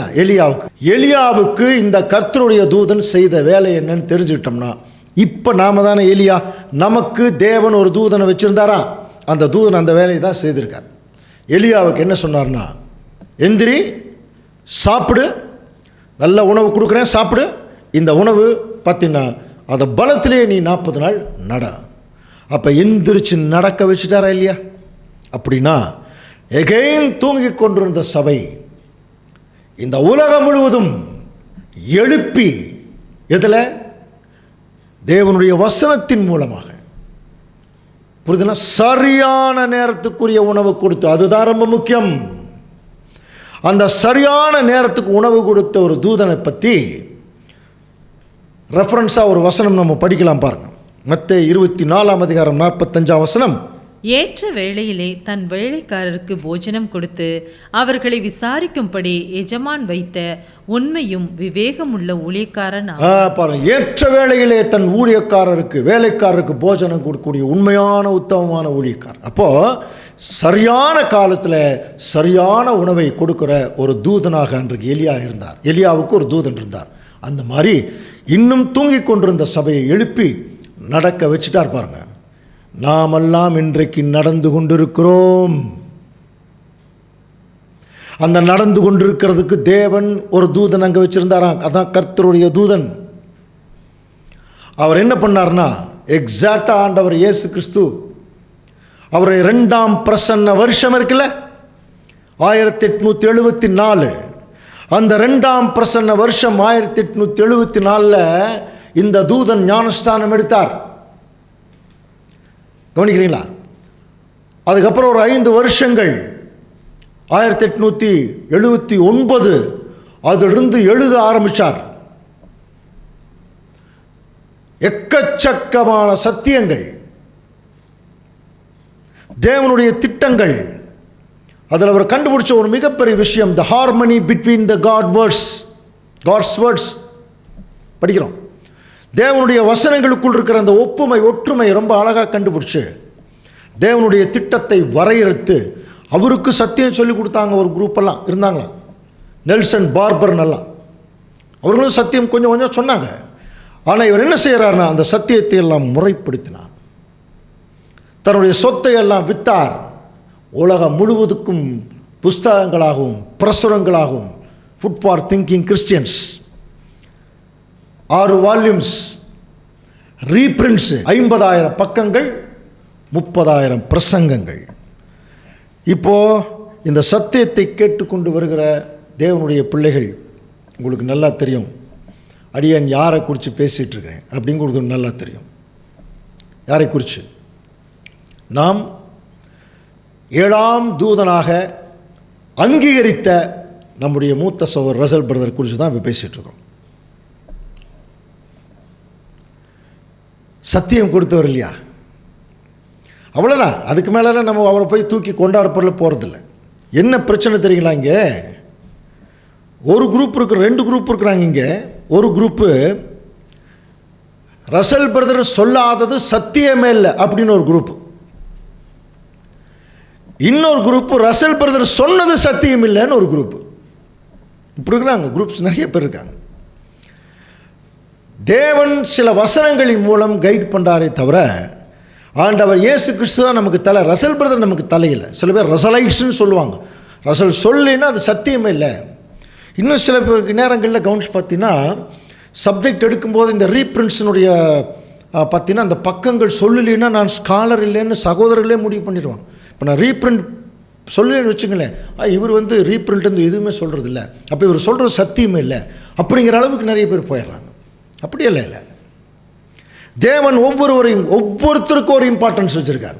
அதில் ரசல் பிரதருக்கு ஒரு இம்பார்ட்டன்ஸ், பவுலுக்கு ஒரு இம்பார்ட்டன்ஸ், நம்ம ஒவ்வொருத்தருக்கும் ஒரு இம்பார்ட்டன்ஸ் இருக்குது. ஆனால் அதில் மேட்டிமையாக இருக்கக்கூடாது. ரசல் பிரதர் என்றைக்குமே அவர் மேட்டிமையானதில்லை. எனக்கு ஒரு சின்ன வெளிச்சம் கிடச்சிதுன்னு சொன்னார். 50,000 பக்கங்கள் எழுதினவர் எனக்கு ஒரு சின்ன வெளிச்சம் கிடச்சிதுன்னு சொன்னார். நீங்கள் டெவலப் பண்ணிக்கங்க. வாட் பாஸ்ட் ரசல் செட்டுன்னு ஒரு புக் இருக்குது. அது சகோதரர்களுக்கு தெரியும், கொஸ்டின் புக்குன்னு சொல்லுவாங்க. ஏகப்பட்ட கொஸ்டின் கேட்டிருக்காங்க. 2030 கேட்க வேண்டிய கேள்வியை 1914 கேட்டிருக்காங்க. அவ்வளோ அட்வான்ஸாக. அதில் அவர் அடிக்கடி சொன்ன பதில் simply I don't know, let us wait and see. நீங்கள் இருந்தால் சொல்லுங்கள், பின்னாடி சகோதரர்கள் யாராவது டெவலப் பண்ணால் கற்றுக்கலாம். இப்படித்தான் பேசியிருக்கார் ஒழிய நான் சொன்னது தான் சத்தியம்னு அவர் சொல்லவில்லை. இது என்னுடைய ஒப்பீனியன் அப்படிம்பார். புரியுதுங்களா? யாரையும் நிர்பந்தப்படுத்தலை. இது நிறைய பேர்த்துக்கு புரிய மாட்டேங்குது. சில பேர் ரசல் பிரதரையே அவர் பிடிச்சிட்டு இருக்கிறாங்க. அப்படியெல்லாம் இல்லைங்க. நம்ம ஆண்டவர் இயேசு கிறிஸ்துவை தான் பிடிச்சிக்கிறோம். ஆனால் இப்படிப்பட்ட சத்தியங்களை குறித்த நம்முடைய மூத்த சகோதரர்கள் நம்ம என்ன பண்ணிடக்கூடாதுங்க, மறுதளிச்சிடக்கூடாது இல்லையா?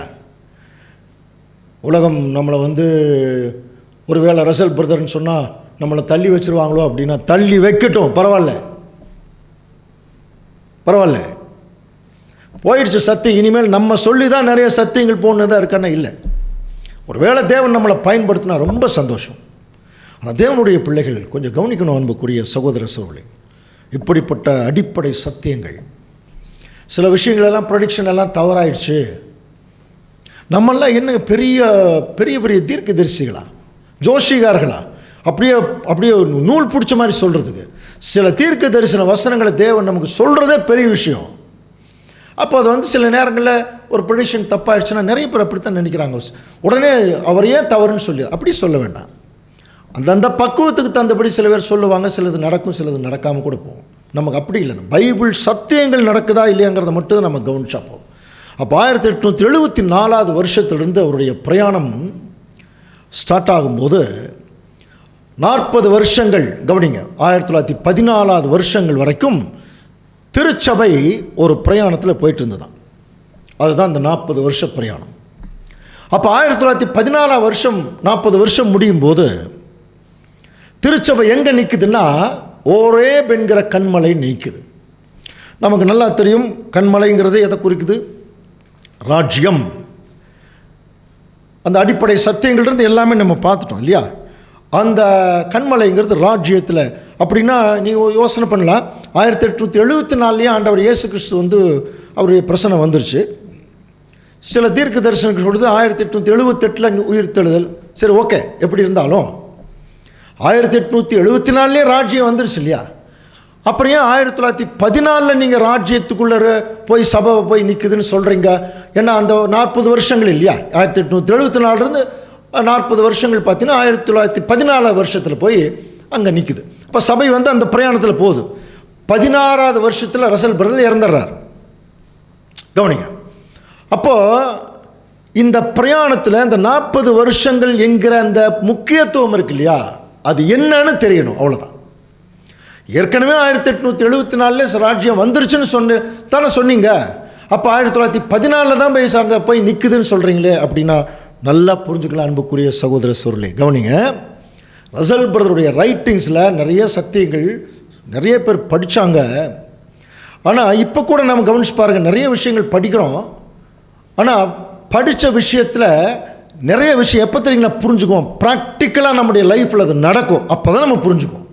அந்த மாதிரி ராஜ்யத்தினுடைய சத்தியங்கள், 2ஆம் வருகைக்குரிய சத்தியங்கள் எல்லாமே ஏற்கனவே ரசல் பிரதர் மூலமாக போதிக்கப்பட்டிருந்தாலும் அதை சரியாக எப்போ தெரியுங்களா அண்டர்ஸ்டாண்ட் பண்ணாங்க?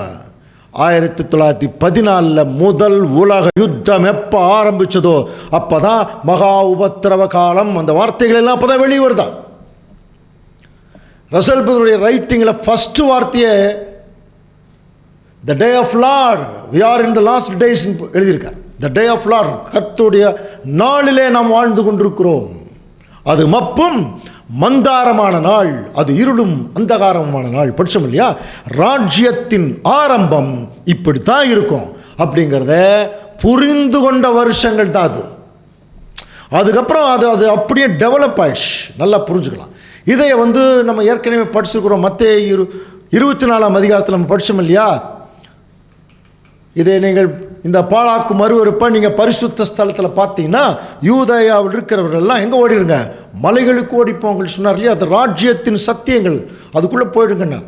ஆக்சுவலாக நம்ம ஏற்கனவே படிச்சிருக்கிறோம் 6 சபைகளை குறித்து 2 ரெவலேஷன் படிச்சுட்டு வரும்போது 7ஆம் சபையினுடைய நேச்சரை பற்றி வெளிப்படுத்தல் 3ஆம் அதிகாரத்திலிருந்து ஆரம்பிக்குது.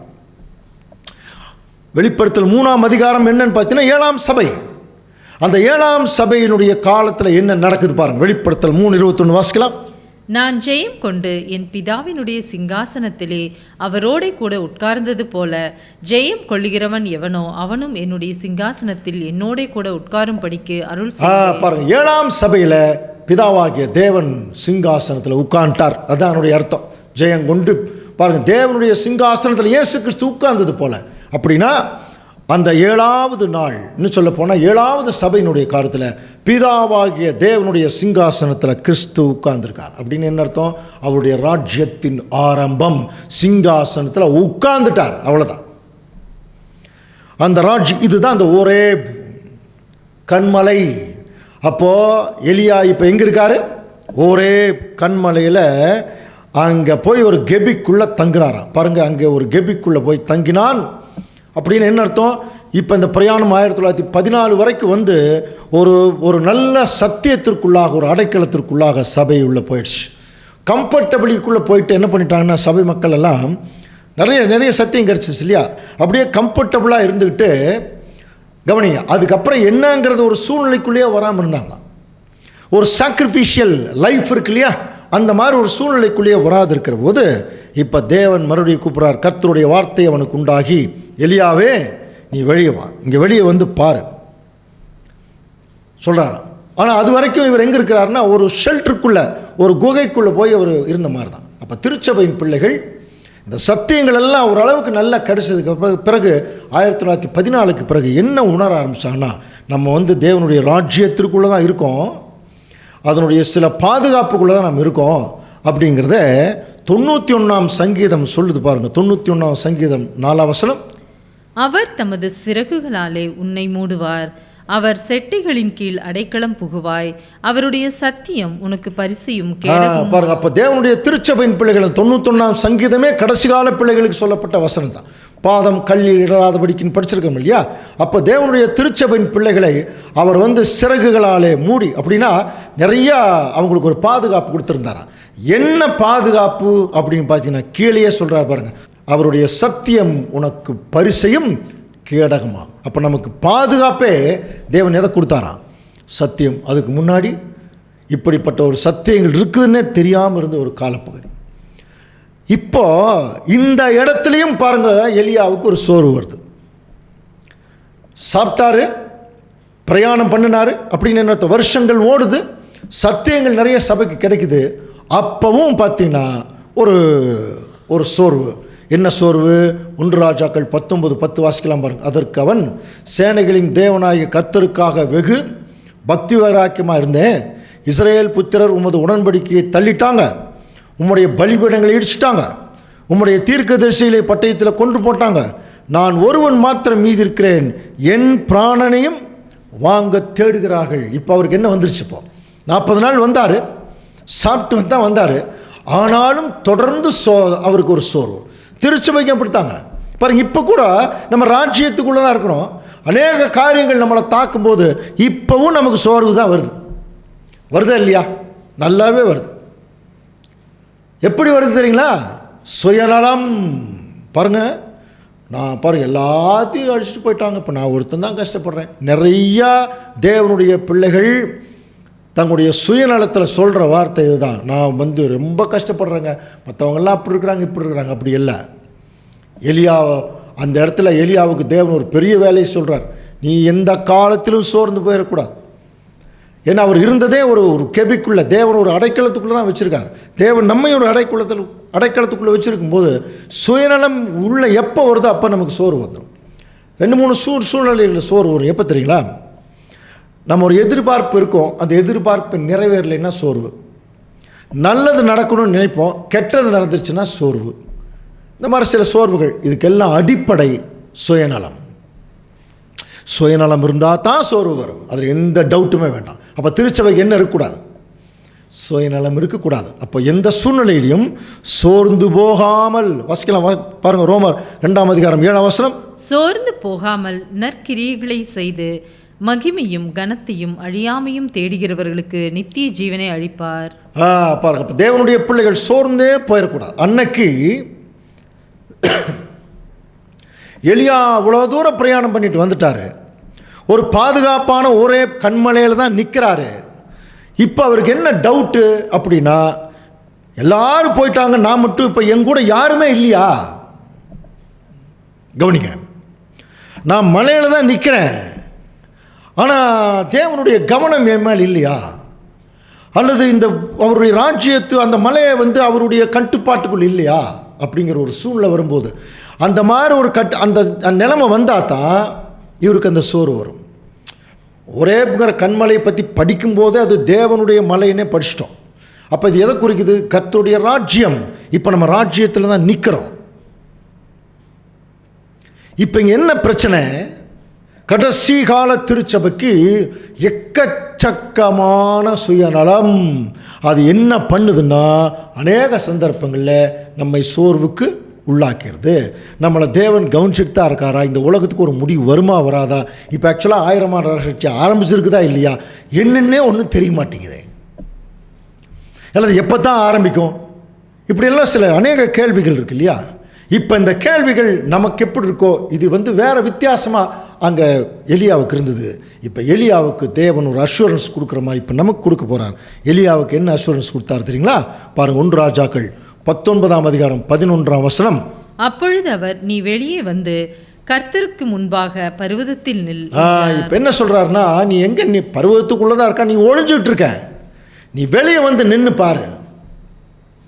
இன்றைக்கும் நிறைய பேர் ராஜ்யத்துக்குள் இருக்கிறோம் அப்படிங்கிற ஒரு விஷயத்தில் இருந்தாலும் அதை அக்செப்ட் பண்ணுறதுக்கு தயாராக இல்லை. ஏதோ ஒரு சுயநலத்துக்குள்ளே போய் ஒளிஞ்சிட்டு இருக்கிறதுனால ராஜ்யம் உள்ளே வந்திருக்கிறது நிறைய பேருக்கு தெரியலையா? இப்போ சொல்கிறார், வெளியே வா, வெளியே வந்து பர்வதத்தில் நில்லு.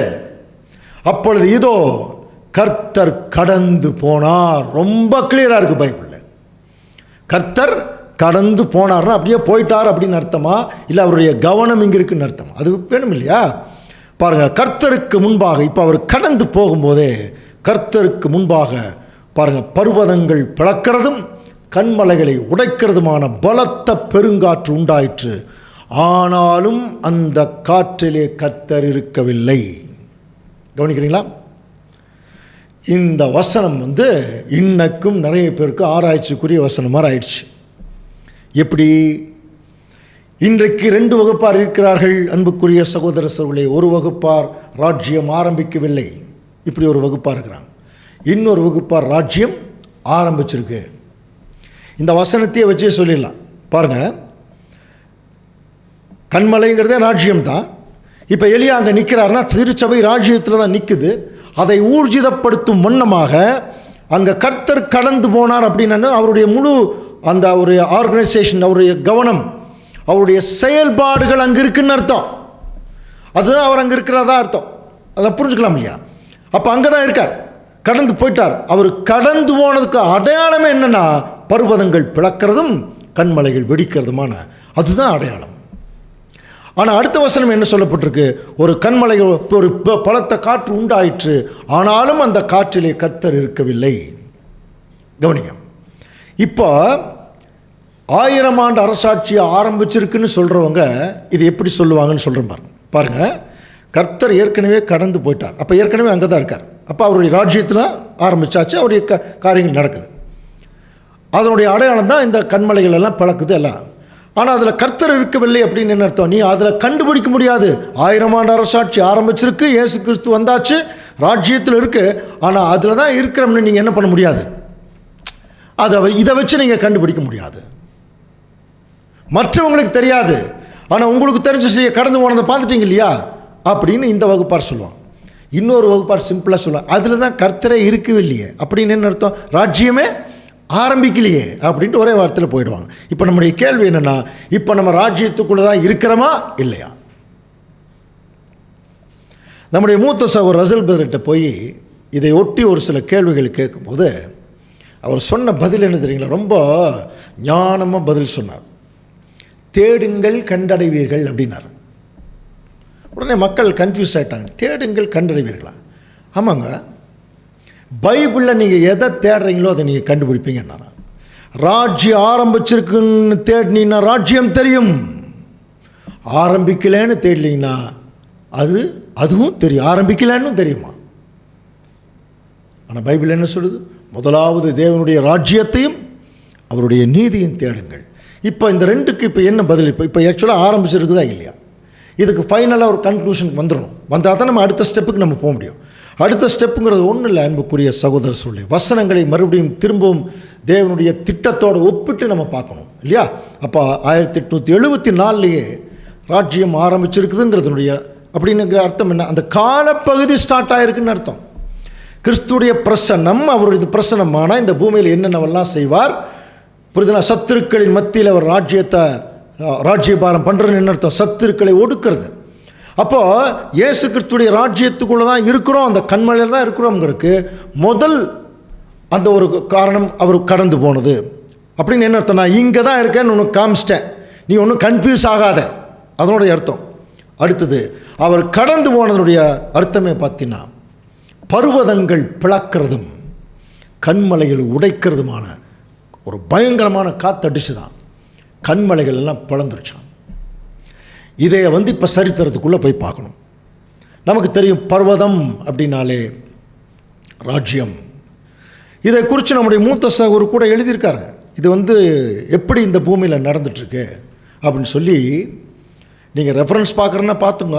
பாருங்கள், டிஸ்பிளேயில் போட்டிருக்கோம் ரீப்ரிண்ட்ஸ் நம்பர் 5950 5629 5752. இது எதுக்காக இது சொல்கிறேன்னா, எல்லா சப்ஜெக்ட்லையும் இப்படி சொல்ல போகிறதில்ல. இதை சில பேர் ரெஃபர் பண்ணுறதுக்காக கேட்பாங்க. ஒருவேளை இந்த புஸ்தகங்கள் நீங்கள் படிக்கிறதுக்கு வாய்ப்பு இருந்துச்சுன்னா நீங்கள் அதை நீங்கள் ரெஃபர் பண்ணிக்கலாம். இப்போ நான் சொன்ன கான்செப்டை கிளியராக அதில் சொல்லியிருப்போம். கவனிக்கிறீங்க? அப்போது வசனங்களை ரொம்ப ரொம்ப ஜாக்கிரதையாக கவனிக்கணும் அன்புக்குரிய சகோதரர். ஒரு சின்ன உதாரணம் சொல்கிறேன்.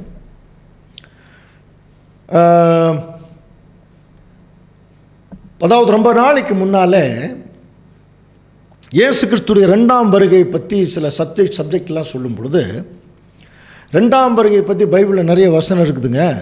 அந்த நாளையும் பிதா ஒருவர் தவிர குமாரனும் மரியாருன்னு வசனம் இருக்குது.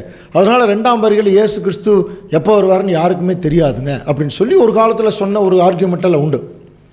அதுக்கப்புறம் சத்தியங்கள் எல்லாம் கிளியராக வெளிப்பட்டதுக்கு பிறகு 2ஆம் வருகையை விழித்திருக்கிறவர்கள் கண்டுபிடிச்சிருவாங்க. படிச்சிருக்கோம் இல்லையா? யார் விழிச்சிருக்கிறாங்களோ அவங்க கண்டுபிடிச்சிருவாங்கன்னு படித்தோம். அந்த வருஷங்களுக்கு கூட நம்ம பார்த்துட்டோம், டீட்டெயிலாகவே நம்ம பார்த்துட்டோம். அப்படின்னா அந்த நாளையும் அந்த நாளிகையும் பிதா ஒருவர் தவிர அறியாருன்னு சொல்லியிருக்கு. அது எதை குறிச்சிருக்கு? அப்போ நம்ம இப்படி தான் நிறைய விஷயங்கள் தவறாக நம்ம புரிஞ்சுருக்கிறோமா? அது எதை குறித்து சொல்கிறாருன்னு வாசிக்கலாமா? பாருங்கள், லூக்கா 21ஆம் அதிகாரம் 33ஆம் வசனம். வானமும் பூமியும் ஒழிந்து போம், என் வார்த்தைகளோ ஒழிந்து போவதில்லை.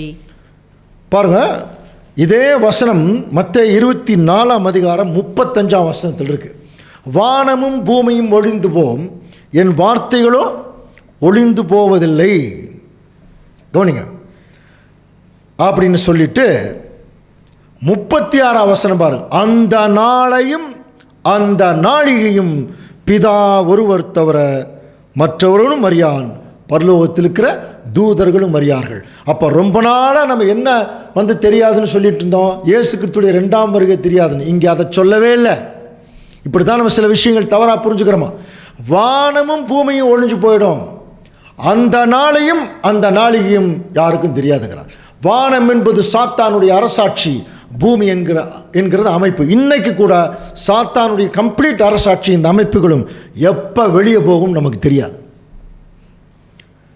இதை நம்ம எதிர்கொப்பிட்டு ரொம்ப நாளாக சொல்லிட்டு இருந்தோம், 2ஆம் வருகை கூப்பிட்டு சொல்லிட்டு இருந்தோம். அது ஒரு காலம். அப்போ நாளாக வசனங்கள் சத்தியங்கள் என்ன ஆகிட்டு இருக்கு தெரியுங்களா? ஷார்ப் ஆகிட்டு இருக்கு, அப்டேட் ஆகிட்டு இருக்கு. அப்டேட்டுங்கிறது எப்படி புரிஞ்சுக்கூடாதுன்னா, அது காலத்துக்கு தகுந்தபடியெல்லாம் திருத்தி அமைக்கப்பட்ட சத்தியம் கிடையாது. காலத்துக்கு தகுந்தபடி தேவன் ஏற்கனவே என்ன பண்ணிட்டார், எழுதி வச்சிருக்கார். அந்த காலத்தில் அந்த வசனம் நிறைவேறதை கவனிக்கலாம். இது ஏன் நம்மளால் இதை புரிஞ்சுக்க முடியல? இதைத்தான் லூக்கா 21ஆம் அதிகாரம் 34ஆம் வசனத்தில் சொல்லும்போது, நீ ஏன் தெரியுமா புரிஞ்சுக்க முடியல? நீங்கள் என்ன பண்ணிட்டு இருக்கிறீங்க? உங்கள் இருதயங்கள் பெருந்திண்டினாலும் வெறியினாலும் லௌகீக கவலைகளினாலும் பாரமடையாதபடிக்கு நீங்கள் நினையாத நேரத்தில் அந்த நாள் உங்கள் மேல் வராதபடி. எந்த நாள்? அந்த வானமும் பூமியும் ஒழிஞ்சு போகிற நாள் இருக்குல்ல. இப்போ கூட நமக்கு இந்த வசனம் நமக்கு அது பொருந்தும். நம்ம நினைக்காத நேரத்தில் அந்த வானம் பூமி அழிந்து போகக்கூடிய நாள் வந்துடும். ஏன்னா அது பூமியின் மேலெங்கும் இருக்கிற அனைவர் மேலும் அது எப்படி வருமா? ஒரு கன்னியை போல வரும்ட்டார். அது நமக்கே பார்த்தீங்கன்னா எப்படி சொல்லிட்டார்? ஒரு கன்னி மாற வரும். ஆகையால் இனி சம்பவிக்க போகிறவைகளுக்கெல்லாம் நீங்கள் தப்பி, நீங்கள் திருச்சபையின் மக்கள் சொல்கிறார், தப்பி மனுஷகுமாரனுக்கு முன்பாக நிற்கணும் இல்லையா? அப்போ தேவனுடைய பிள்ளைகள் இதை கொஞ்சம் கவனிக்கணும். இப்போ எலியா வெளியே வந்து நில்லுன்னார்.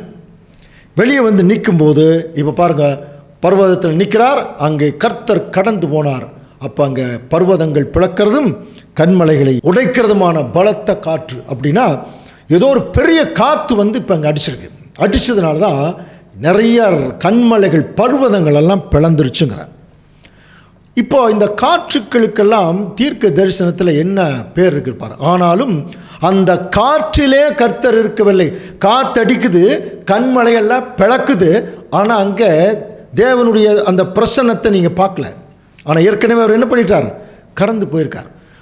புரியுது? அப்படின்னு இதை வச்சு நீங்கள் என்ன பண்ணிட முடியாது. நீங்கள் சொல்ல வேண்டாம், அது நீங்கள் பார்க்க வேண்டாம், பார்க்காம இருக்கணும். ஆனால் விசுவாசிக்கணும். ஏன் விசுவாசிக்கணும்? கர்த்தர் ஏற்கனவே கடந்து போயிட்டார். இப்போ கண்மலைகள் எல்லாம் பிளக்குது. புரியுதுங்களா? இது எப்படி புரிஞ்சுக்கலான்னா, ஏற்கனவே நம்ம படிச்சிருக்கிறோம். ஆண்டவர் இயேசு கிறிஸ்து இந்த பூமியில் வரும்போதே சாத்தான் இன்விசிபிளாக இருக்கான். அவனுடைய கிங்டம் இன்விசிபிள் கிங்டம். புரியுதுங்களா? இப்போ இயேசு கிறிஸ்து அவனுடைய கிங்டம்குள்ள உள்ள என்ன பண்ணிட்டார்னா, அவனுடைய கிங்டம் இப்போ தன்னுடைய கிங்டமாக எடுத்துறார். அதுதான் இன்விசிபிள் கிங்டம். அது யாருக்குமே தெரியாது, ஆனால் நடக்கும். ராஜாக்கள் எடுத்து பிடுங்கிட்டார், நடக்கும், தெரியாது. ஆனால் விசிபிள் கிங்டம், கண்ணுக்கு தெரிகிற ராஜ்யம் வரும்போது ஆட்டோமேட்டிக்காக எல்லாமே தெரிஞ்சிடும் இல்லையா? இப்போ அவர் என்ன சொல்கிறாருன்னா, கண்ணுக்கு தெரிகிற ராஜ்யத்துக்குள்ளே நீங்கள் இல்லை, இப்போ விசிபிள் கிங்டத்துக்குள்ளே இல்லை, இன்விசிபிள் கிங்டத்துக்குள்ள இருக்கிறீங்க. ஆனால் என் கண்மலையெல்லாம் உடையுது. அதனால தான் உங்களுக்கு தெரியல, தேவனுடைய பிரசன்னம் இங்கே இருக்கிறது தெரியல. அப்போ நீங்கள் என்ன பண்ணணும்? ஏற்கனவே படிச்சிருக்கோம் இல்லையா? எல்லாரும் இயேசு கிறிஸ்து வருவார் வானத்தை பார்க்குறாங்க. நீ எதை பார்க்கணும்? இருளுள்ள ஸ்தலத்தில் பிரகாசிக்கிற விளக்கு மாதிரி இருக்கிற வசனத்தை பாருங்க. அங்கே கர்த்தர் இருக்கிறது தெரியும். நீங்கள் வானத்தை பார்த்தீங்கன்னா தெரியாது. அப்போ தேவனுடைய தீர்க்க தரிசனங்களை பார்த்தீங்கன்னா அங்கே கர்த்தர் ஏற்கனவே கடந்து போனதை நீங்கள் பார்த்துருக்கலாம். அப்போ அவர் கடந்து போகும்போதே அந்த காற்றுலேயே பார்த்தீங்கன்னா நிறைய கண்மலைகள்லாம் அடிச்சுட்டு போயிடுச்சான். இந்த காற்றுக்கள் எல்லாம் எதை குறிக்குது என்று சொல்லி கொஞ்சம் கவனிச்சிங்கன்னா, பாருங்க எரேமியா தீர்க்க தரிசி பாருங்க 30ஆம் அதிகாரத்தில் 23ஆம் வசனம் வாசிக்கலாம். இதோ கோர வாரி காற்றாகிய கர்த்தருடைய பெருங்காற்று உக்கிரமாக எழும்பி அடித்து துன்மார்க்கருடைய தலையின் மேல். பாருங்க, கோராவாரி காற்றாகிய கர்த்தருடைய பெருங்காற்று. அப்போ தேவனே ஒரு காற்றை விடுறாராம். அந்த காற்றுக்கு பேர் கோராவரி காற்று. அது உக்கிரமாக எழும்பி துன்மார்க்கருடைய தலையின் மேலே மோதுமா. புரியுது? தலைங்கிறதே புரியுது இல்லையா? தலைவர்கள். அப்போ எல்லா தலைவர்கள் மேலே அடித்து மோதுதான். இப்போ இன்றைக்கி இந்த உலகமே அழிகிறதுக்கு என்ன காரணம்? நிறைய ராஜ்யங்கள் எல்லாம் கெட்டு போய் அழிஞ்சு போகிறதுக்கு என்ன காரணம்? தலைவர்கள் தான். அவங்க தலையில் தான் எக்கச்சக்கமான தவறான கொள்கைகள், கோட்பாடுகள், இதை வச்சு தான் ஜனங்களை ரொம்ப கொடுமைப்படுத்துகிறாங்க. ஸோ இதை தேவன் என்ன செய்கிறாருன்னா, அப்படியே அவர்களை வெளியே தள்ளுறார். அடுத்தது பாருங்கள், இஸ்ரேல் ஜனங்களுக்கு விரோதமாக உலக ஜனங்கள், உலக ராஜ்யங்களை எழுப்பும்போது கூட சொல்கிறார் பாருங்க. எசேக்கியேல் 38ஆம் அதிகாரம் 9ஆம் வசனத்தில், பெருங்காற்றை போல் எழும்பி வருவாய், நீயும் உன் எல்லா இராணுவங்களும் உன் கூட இருக்கிற எல்லா திரளான ஜனங்களும் கார்மேகம் போல. எப்படி ஒரு காற்றடிச்சா கார்மேகம் வரும் இல்லையா? அந்த மாதிரி. அப்போ உலக ஜனங்கள், உலக ராஜ்யங்கள் எல்லாமே ஒரு பயங்கரமான காற்றடிக்கும் போது எல்லாரும் இஸ்ரேலுக்கு விரோதமாக எழும்பி வருவாங்க. பட் அதுக்கு முன்னால் இங்கே ஆண்டவர் இயேசு கிறிஸ்துடைய பிரசன்னம் வந்தாச்சு. அந்த பிரசன்னத்தினாலே கண்மலைகள் எல்லாம் பிளந்துருச்சுங்கிறார். கொஞ்சம் கவனிக்கிறீங்களா? எங்கிருந்து அந்த கண்மலைகள் பிளப்பு ஆரம்பிச்சது தெரியுமா? இது நான் சொல்கிறது 1800 வருஷங்களுக்கு பிறகு. இந்த பூமியில் 1800 வருஷங்கள் எல்லாம் ஒரே ஒரு ராஜ்யம் மட்டும்தான் இருந்தது, த ராயல் கிங்டம். அதை எதிர்க்கிறதுக்கு யாராலுமே முடியல. நிறைய ராஜ்யங்கள் இருந்தாலும் எல்லா ராஜ்யங்களையும் தன்னுடைய கட்டுப்பாட்டுக்குள்ளே அந்த ராஜ்யம் இருந்துதான். ஆனால் 1947-48 வருஷங்களுக்கு பிறகு அவ்வளோ பெரிய கண்மலைகளாக என்னாச்சு, உடஞ்சி செதறிச்சு. கவனிக்கிறீங்களா? இப்போ எதுன்னு புரியுதா? 1947 வரைக்கும் உலகம் முழுவதும் ஆட்சி செய்தது பிரிட்டிஷ் சாம்ராஜ்யம், பிரிட்டிஷ் எம்பையர். புரியுதுங்களா? அதுக்கு அஸ்தமனமே இல்லைங்கிற அளவுக்கு பெரிய அளவில் ஒரு சாம்ராஜ்யம் இருந்தது. ஆனால் சுக்கு நூறாக என்ன ஆயிடுச்சுன்னா உடஞ்சி தனி பிரிட்டிஷாக போச்சு. இது ஒன்று. அதுக்கப்புறம் பார்த்தீங்கன்னா நிறைய டெக்னாலஜிகள் பெருக ஐரோப்பா கண்டம் வளர ஆரம்பிக்கும் போது United Nations of Soviet Russia, USSR, சரியான எக்ஸ்பிளனேஷன் நினைக்கிறேன், கரெக்டாக தெரியல, எவ்வளோ பெரிய ராஜ்யமாக இருந்தது தெரியுங்களா? அது பயங்கரமாக உடஞ்சி செதறிச்சு. இன்றைக்கி ரஷ்யாங்கிற ஒரு நாடு மட்டும் இருக்கு. United States of Soviet Russia ஒரு பக்கம், இன்னொரு பக்கம் இப்போ இருக்குது யுனைடெட் ஸ்டேட்ஸ் ஆஃப் அமெரிக்கா. கவனிக்கிறீங்களா? அதுவும் நிறைய நாடுகளோடு தான் இருந்தது. இப்போ ஒரு யுனைடெடாக இருக்குது. அந்த யுனைடெட் எப்படி யுனைடெட் பண்ணியிருக்குன்னா யுனைடெட் நேஷன்ஸ் ஆர்கனைசேஷனாக இன்றைக்கி உருவெடுத்தாச்சு. ஆனால் இன்னைக்கு வரைக்கும் எல்லா நாடுகளும் பிளந்து தான் இருக்குது. இப்போ இஸ்ரேலுடைய தீர்க்க தரிசனங்களை நிறைவேறதில் பார்த்துட்டுருக்குறீங்க இல்லையா? அரபு நாடுகள்லாம் நிறைய பேர் கூட்டு சேர்றாங்க இஸ்ரேலுக்கு விரோதமாக. ஆனால் நிறைய பேர் கூட்டு சேர்றதில்ல, அவங்களுடைய கூட்டெல்லாம் அப்படியே உடஞ்சிருது. முஸ்லீம் நாடுகளே சில நாடுகள் இஸ்ரேலுக்கு சப்போர்ட் பண்ணுது, சில நாடுக்கு சப்போர்ட் பண்ணுறதில்ல. ஸோ இப்படியாக பார்த்தீங்கன்னா இவர்கள் எந்த விஷயத்துக்காக ஒற்றுமைக்காக ஒன்று சேர்ந்தாங்களோ அது இன்னைக்கு வரைக்கும் நிறைவேறல, இன்னைக்கு வரைக்கும். ஆனால் இஸ்ரேல் நாளுக்கு நாள் பிரச்சனைகள் என்ன ஆகிட்டுருக்கு, ஸ்டார்ட் ஆகிட்டு போயிட்டுருக்குது. இதை நம்ம கண் கூட நம்ம பார்த்துட்டுருக்குறோம்.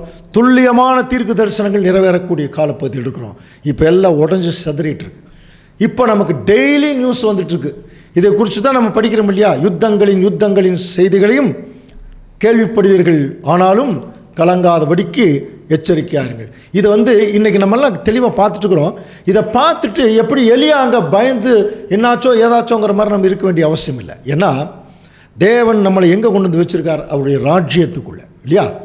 இது அவருடைய பிள்ளைகளுக்கு எவ்வளோ பெரிய ஆசீர்வாதம். சங்கீதம் 46 சங்கீதம் வாசிக்கலாம், 1 வசனம். நம்ம இதெல்லாம் தெளிவான வசனங்கள். சங்கீதம் 46, 1, 2. தேவன் நமக்கு அடைக்கலமும் பலனும் ஆபத்து காலத்தில் அனுகூலமான துணையுமானவர். ஆகையால் பூமி நிலை மாறினாலும், நம்ம ஏற்கனவே படிச்சிருக்க முடியாது, பூமி நிலை மாறினாலும், பூமிங்கிறது இந்த அமைப்புகள் எல்லாம் நிலை மாறுது. மலைகள் நடுச்சமுத்திரத்திலே சாய்ந்து போனாலும் நாம் பயப்பட மாட்டோம். காரணம் என்ன? இது உலகத்துக்கும் உலகத்துடைய ராஜ்யங்களுக்கும் சாத்தானுக்கும் தான் இது ஒரு மோசமான காலமே தவிர அது திருச்சபையின் பிள்ளைகளுக்கு அது ஒரு அனுகூலமான ஒரு காலம். அதனால தான் நீங்கள் பயப்படாதீங்கிறார். நீங்கள் பயப்படாதீங்க, இவைகளெல்லாம் சம்பவிக்க வேண்டியது, ஆனாலும் முடிவு உடனே வராது. அப்போ தேவனுடைய பிள்ளைகள் இப்போ நடக்க போகிற காரியங்களை துல்லியமாக நம்ம கவனிக்கும் போது எரேமியா 30 20 வசனம் பாருங்க. அவர்கள் பிள்ளைகள் முன்போல் இருப்பார்கள், அவர்கள் சபை எனக்கு முன்பாக திடப்படும், அவர்களை ஒடுக்கின யாவரையும் நான் தண்டிப்பேன். அவர்கள்னு சொல்கிறது இஸ்ரேல் ஜனங்கள். கவனிங்களா? அவருடைய பிள்ளைகள் முன்போல இருப்பர், அவருடைய கூட்டமைப்பு என் திருமுன் நிலைநாட்டப்படும். திருவெழுத்தில் அவர்களை ஒடுக்குவோர் அனைவரையும் நான் தண்டிப்பேன். அவர்களுடைய பிரபு அவர்களில் ஒருவனாக இருக்க, அவர்களுடைய அதிபதி அவர்கள் நடுவில் இருந்து தோன்றுவார். இன்னும் கொஞ்ச நாள் அதான் நடக்க போகுது. அவரை சமீபித்து வர பண்ணுவேன், அவர் சமீபித்து வருவார். என்னிடத்தில் சேரும்படி தன் இருதயத்தை பிணைப்படுத்துகிறவர் யார் என்று கர்த்தர் சொல்லுகிறார். அவர்கள் நடுவிலேயே ஒரு பிரபு வரப்போகிறார். திருவிலியத்தில் பாருங்கள், அவர்களின் தலைவன் அவர்களுக்குள் ஒருவனாக இருப்பான், அவர்களை ஆள்பவன் அவர்கள் நடுவிலிருந்தே தோன்றுவான். கவனிக்கிறீங்களா? ஏனெனில் என்னை அணுகி வர வேறு யாருக்கு அந்த துணிவு இருக்கு என்று கேட்டு அங்கே சொல்லும் பொழுது பாருங்கள், நீ வெளியே கவனிக்கிறீங்களா? அப்படின்னு என்ன அர்த்தம்? இஸ்ரேல் ஜனங்கள் ஆப்போசிட்டாக எல்லாரும் வரும்போது அவர்கள் மத்தியிலேயே ஒரு ஆள்பவர் வர்றதை கவனிக்கலாம். அது ஏற்கனவே ஆள்பவர் வந்து தான் இன்றைக்கி பயங்கரமான காற்று அங்கே அடிச்சிட்ருக்கு. நமக்கு தேவன் சில போர்களை இந்த பூமியில் செய்யும்போது அந்த போர்களை காற்று கூப்பிட்டு பேசுகிறதை கவனிக்கலாம். இன்னொரு வசனம் நமக்கு நல்லா தெரியும் காற்றுக்கு. எபேசியர் 4ஆம் அதிகாரம் 14ஆம் வசனம் படிச்சிருக்கோம் இல்லையா? மனுஷருடைய சூதும் வஞ்சிக்கிறதுக்கு ஏதுவான தந்திரமான போதகமான பலவிதமான காற்றுன்னு படிச்சிருக்கோம் இல்லையா? அப்போ இன்றைக்கி மனுஷனுடைய சூது தந்திரம் இது எல்லாம் சேர்ந்து தான் இந்த பூமியில் அடிக்குதான். அது தேவனே என்ன பண்ணுறாருன்னு அனுமதிக்கிறார். அதனால தான் இன்றைக்கி நிறைய ராஜ்யங்கள் பிளந்து நிற்குது, கண்மலைகள் எல்லாம் பிளந்து நிற்குது. இப்போது இந்த கண்மலைகள் பிளக்குது, நிறைய ராஜ்யங்கள் பிளந்துருச்சு, எக்கச்சக்கமான போர்களை பற்றின செய்திகள் வருது. ஆனாலும் அங்கே கர்த்தர் இருக்கவில்லை அப்படின்னு சொல்லப்பட்டிருக்கு. அப்படின்னா புரியுதுங்களா? கர்த்தர் இருக்கவில்லைன்னா எப்படி முடிவு பண்ணிடக்கூடாது? இப்போ ராஜ்யமே இல்லை அந்த அர்த்தம் இல்லை. அவர் ஏற்கனவே நிற்கிறதே இங்கே தான், ஒரே பெண்கிற தேவனுடைய பருவத்தில் தான். ஆனால் அங்கே இந்த கண்மலைகள் பிறக்கும்போது அவர் ஏற்கனவே அவருடைய கடந்து போனவருடைய விளைவு தான் இதுங்கிறத நம்ம புரிஞ்சுட்டு, அதில் கர்த்தர் இருக்கவில்லை அப்படின்னா அவருடைய கண்ணுக்கு தெரிய ராஜ்யம் அதில் தெரியலன்னு அர்த்தம். இன்னும் கொஞ்ச நேரத்தில் தெரியும் பாருங்க. இப்போ 1 ராஜாக்கள் 19ஆம் அதிகாரம் 11ஆம் வசனத்துடைய பின்பகுதியை கவனிச்சிங்கன்னா, காற்றிற்கு பின் பூமி அதிர்ச்சி உண்டாயிற்று, பூமி அதிர்ச்சியிலும் கர்த்தர் இருக்கவில்லை. அப்போ கண்மலைகள் பிளக்கிறது, ராஜ்யங்களை பிறக்கிறதுக்கு பற்றியெல்லாம் படித்தோம். அப்படின்னா இந்த ராஜ்யங்கள் பிளந்ததனுடைய அடையாளமே பார்த்தீங்கன்னா எக்கச்சக்கமான பூமி எதிர்ச்சிகள். இதை லிட்டரலாகவே நிறைய பூமி எதிர்ச்சி நடந்தது நம்ம படிக்கிறோம், இப்போ கூட நம்ம நடந்துட்டு.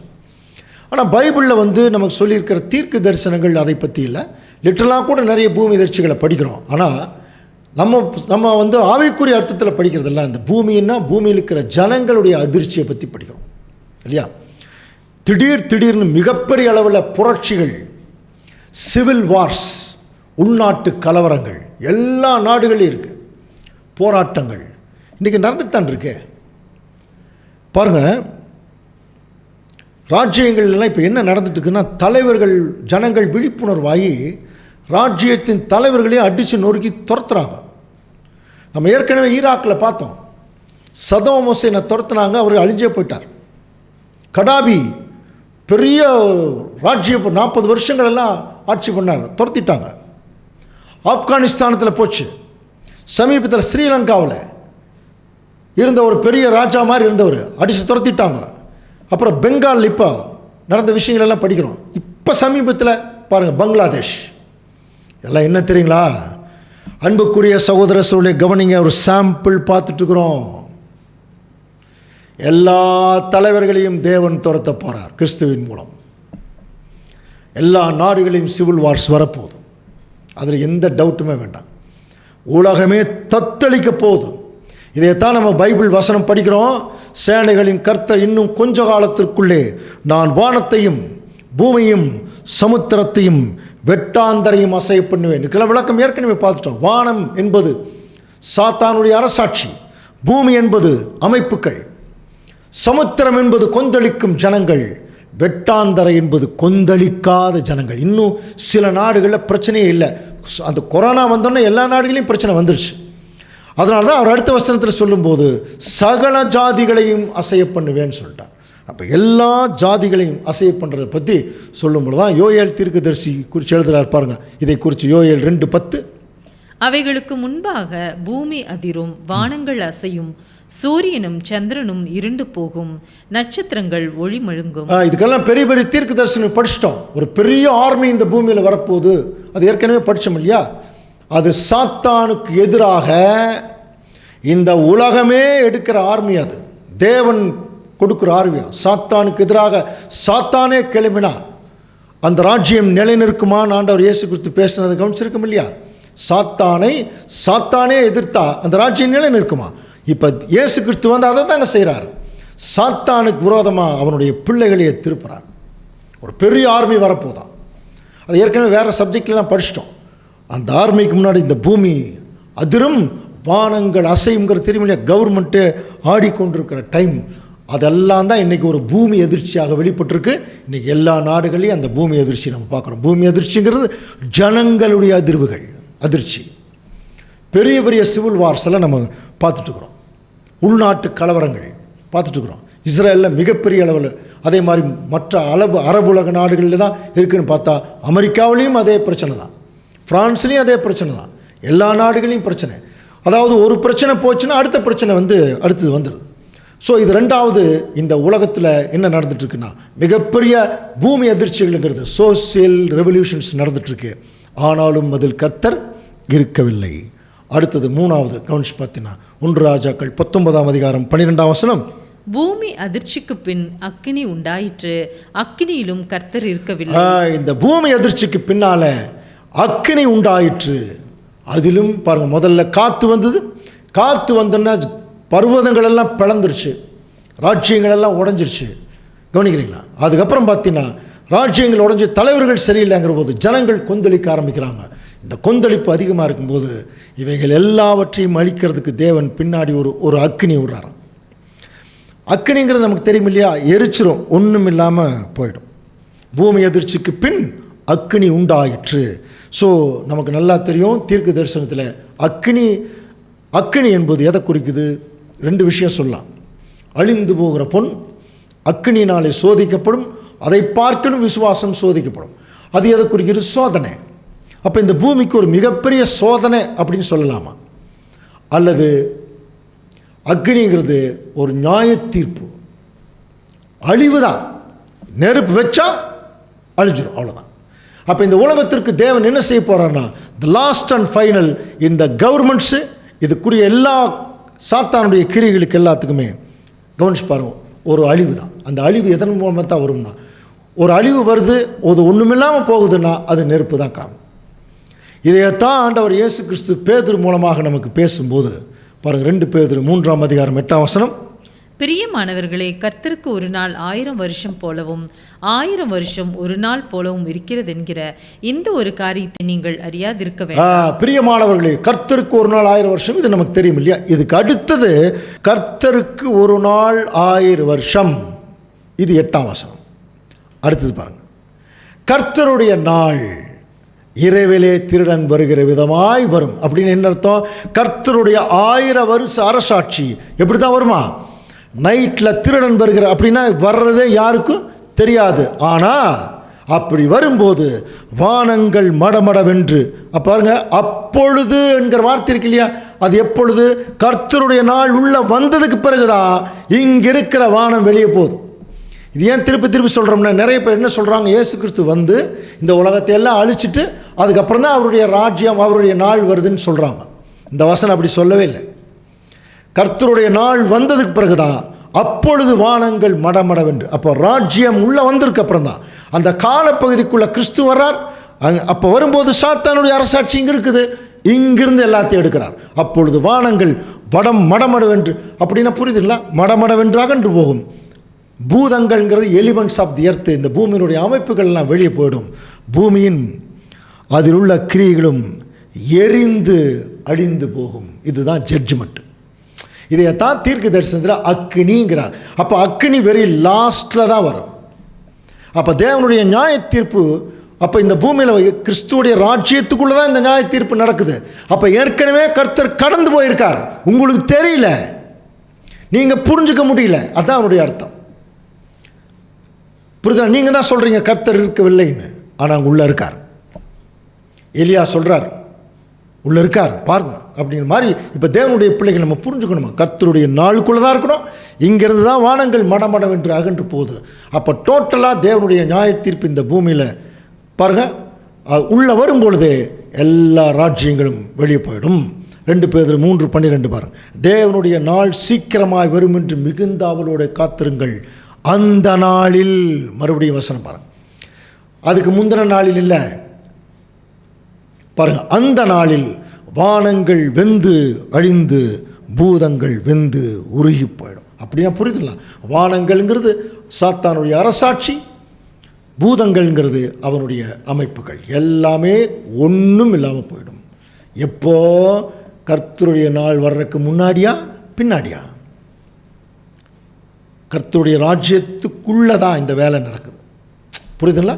அப்படின்னா ஏற்கனவே கர்த்தர் என்ன ஆயிட்டார்? கடந்து போயிருக்கார். இந்த 3 நிகழ்ச்சிகளும் அவர் கடந்து போனதுக்கு அடையாளம். இதை தாங்க பைபிளில் நம்ம ஏற்கனவே படித்தோம். அது மப்பும் மந்தாரமுமான நாள், அது இருளும் பாழ்கடிப்புமான நாள், அது உயரமான கொத்தளங்களுக்கும் விரோதமாக எக்காலம் ஊர்துகிறதுமான நாள், கர்த்தருடைய நாள், நீதியை சரிக்கட்டும் நாள், நியாய தீர்ப்பின் நாள், கிறிஸ்துவின் நாள். படிச்சோம் இல்லையா? இப்போ இந்த ராஜ்யங்கள்லாம் வெளியே போகிறதுக்கு முன்னாடி அதனுடைய தலைவர்கள் எல்லாம் வெளியே போகிற சாம்பிள் நடந்துட்டுருக்கு. ஒரு வசனம் வாசிக்கலாம் பாருங்கள். ஏசாயா 34:12. ராஜ்யபாரம் பண்ண அதன் மேன் மக்களை அழைத்தால் அங்கே அவர்களில் ஒருவனும் இரார், அதன் பிரபுக்கள் அனைவரும் இல்லாமற் போக. பாருங்க, இப்பெல்லாம் எலெக்ஷன் வச்சு வாங்கன்னு சொல்லி வாங்க எலெக்ஷனில் எங்களுக்கு ஓட்டு போடுங்கன்னு கேட்குறாங்க இல்லையா? இன்னும் கொஞ்ச நாள் அப்படியெல்லாம் யாருமே வரமாட்டாங்கண்ணா. ராஜ்யபாரம் பண்ண அதன் மேன் மக்களை அழைத்தால் அங்கே ஒருவரும் இரார்கள், எல்லாரும் ஹெலிகாப்டரிலே தப்பித்து விடுவார்கள். இப்போ உங்களுக்கு புரியும் நினைக்கிறேன். சாம்பிளுக்கு நடந்துட்டு இருக்குது. இப்போ சின்ன சின்ன நாடுகளில் தலைவர்கள் எல்லாம் துரத்தி அடிக்கிறாங்க, எல்லாரும் தப்பிச்சு ஓடிட்டு இருக்கிறாங்க. இன்னும் கொஞ்ச நாள் இது பெரிய நாட்டு தலைவர்களுக்கும் நடக்கும், கட்டாயமாக நடக்கும். ஏன் தெரியுமா? இந்த உலகமாகிய எகிப்தின் மேலே இயேசு கிறிஸ்து என்கிற ராஜா மேகத்தின் மேல் வந்தாச்சு. பாருங்க, ஏசாயா தீர்க்கதரிசி எழுதுறார் 19:1. எகிப்தின் பாரம் இதோ, கர்த்தர் வேகமான மேகத்தின் மேல் ஏறி எகிப்துக்கு வருவார். அதுதான் மப்பும் மந்தாரமான நாள். எகிப்துக்கு வர்றார். அப்பொழுது எகிப்தின் விக்கிரகங்கள் அவருக்கு முன்பாக குலுங்கும், எகிப்தின் இருதயம் தனக்குள்ளே கரைஞ்சு போகும். ஏன்னா இப்போ என்ன நடக்குது பாருங்க. சகோதரனுடைய சகோதரனும், சிநேகிதனுடைய சிநேகிதனும், பட்டணத்தோடைய பட்டணமும், ராஜ்யத்தோடைய ராஜ்யமும் யுத்தம் பண்ணும்படியாய் எகிப்தியரை எகிப்தியரோடே போர்க்கலக்க பண்ணுவேன். இது ரொம்ப நாளைக்கு முன்னாடி எகிப்தின் பாரம்னு ஒரு சப்ஜெக்டே இருக்குது நமக்கு. பாருங்கள், யூடியூப்பில் சண்டே சர்வீஸுங்கிற ஃபோல்டருக்குள்ளே பார்த்தீங்கன்னா தெரியும். எகிப்தின் பாரம் அதில் வரும். எகிப்தியரை எகிப்தியரோட போர்க்கலக்க பண்ணுறாராம். உலக ஜனங்களை உலக ஜனங்களோட. ஏன் தெரியுமா? 1000 ஆண்டு அரசாட்சி பற்றி நம்ம படிக்கிறோம். முதல் 1000 வருஷத்தில் ஏதேன் தோட்டத்துக்குள்ள ஆதாம் ஏவாள் இருக்கும்போது, கவனிங்க, இயேசு கிறிஸ்து ஆர்கனைஸ் பண்ணுறார். அப்போ இயேசு கிறிஸ்துவுக்கும் தேவனுக்கு விரோதமாக சாத்தான் என்ன பண்ணான்னா ஆதாமை ஏவாளையும் திருப்பினான். தேவன் எப்படி பழி வாங்குறார் தெரியுமா? இப்போ 7வது 1000 வருஷம் ஆண்டவர் இயேசு கிறிஸ்து என்ன செய்கிறார்னா அவனுடைய சந்ததியை பாருங்க. ஆதாமுடைய சந்ததி யார் கூட போயிட்டாங்க? சாத்தான் கூட. அவனோட தான் இருக்காங்க. இப்போ அவனோடு இருக்கிற அவனுடைய சந்ததியை அவனுக்கு விரோதமாகவே திருப்புறார். அதனால தான் கவர்மெண்ட்டுக்கு விரோதமாக ஜனங்க யாருங்க? கவர்மெண்ட் யாருங்க? ஜனங்க. என்ன சொல்கிறாங்க? மக்கள் தான் தலைவர்கள்ங்கிறாங்க. மக்களால் என்னென்னமோ சொல்கிறாங்க இல்லையா? இங்கிருந்து போகிறவங்க தான் இங்கே கவர்மெண்ட்டு, இவங்களும் ஜனங்க தான், அவங்களும் ஜனங்க தான். 2 பேரும் மோதிக்கிறாங்க பாருங்க. எகிப்தியரை எகிப்தியரோடைய போர்க்கலக்க பண்ணுவேன். அன்புக்குரிய சகோதரர்களுடைய இதெல்லாம் தான் இப்போ தீர்க்க தரிசனத்தில் சொன்னது நிறைவேறி கொண்டிருக்கிற காலம். எலியா இதை பார்க்குறார். பர்வதங்கள் பிளக்கிறத பார்க்குறார், காற்றுக்கள் அடிக்கிறத பார்க்குறார், பூமி அதிர்ச்சியை பார்க்குறார், அதுக்கப்புறம் அக்கினியை பார்க்குறார். அந்த அக்கினியை பற்றி சொல்லும்போது பாருங்கள், இதோ தம்முடைய கோபத்தை உக்கிரமாகவும் தம்முடைய கடிந்து கொள்ளுதலை அக்கினி ஜுவாலையாகவும் செலுத்த கர்த்தர் அக்கினியோடும் வருவார், பெருங்காற்றை போன்ற தம்முடைய ரதங்களோடும் அவர் வருவார். அப்படி வரும்போது பாருங்கள் 16 வசனம், ஏசாயா 66:16. கர்த்தர் அக்கினியாலும் தமது பட்டயத்தாலும் மாம்சமான எல்லாராலும் வழக்காடுவார், கர்த்தரால் கொலையுண்டவர்கள் அநேகராயிருப்பார்கள். ஸோ இந்த நிகழ்ச்சிகள்லாம் நடந்து முடியும் போது 4வது ஒரு விஷயம் நடக்குமா பாருங்கள். 1 ராஜாக்கள் 19:12 வசனம்.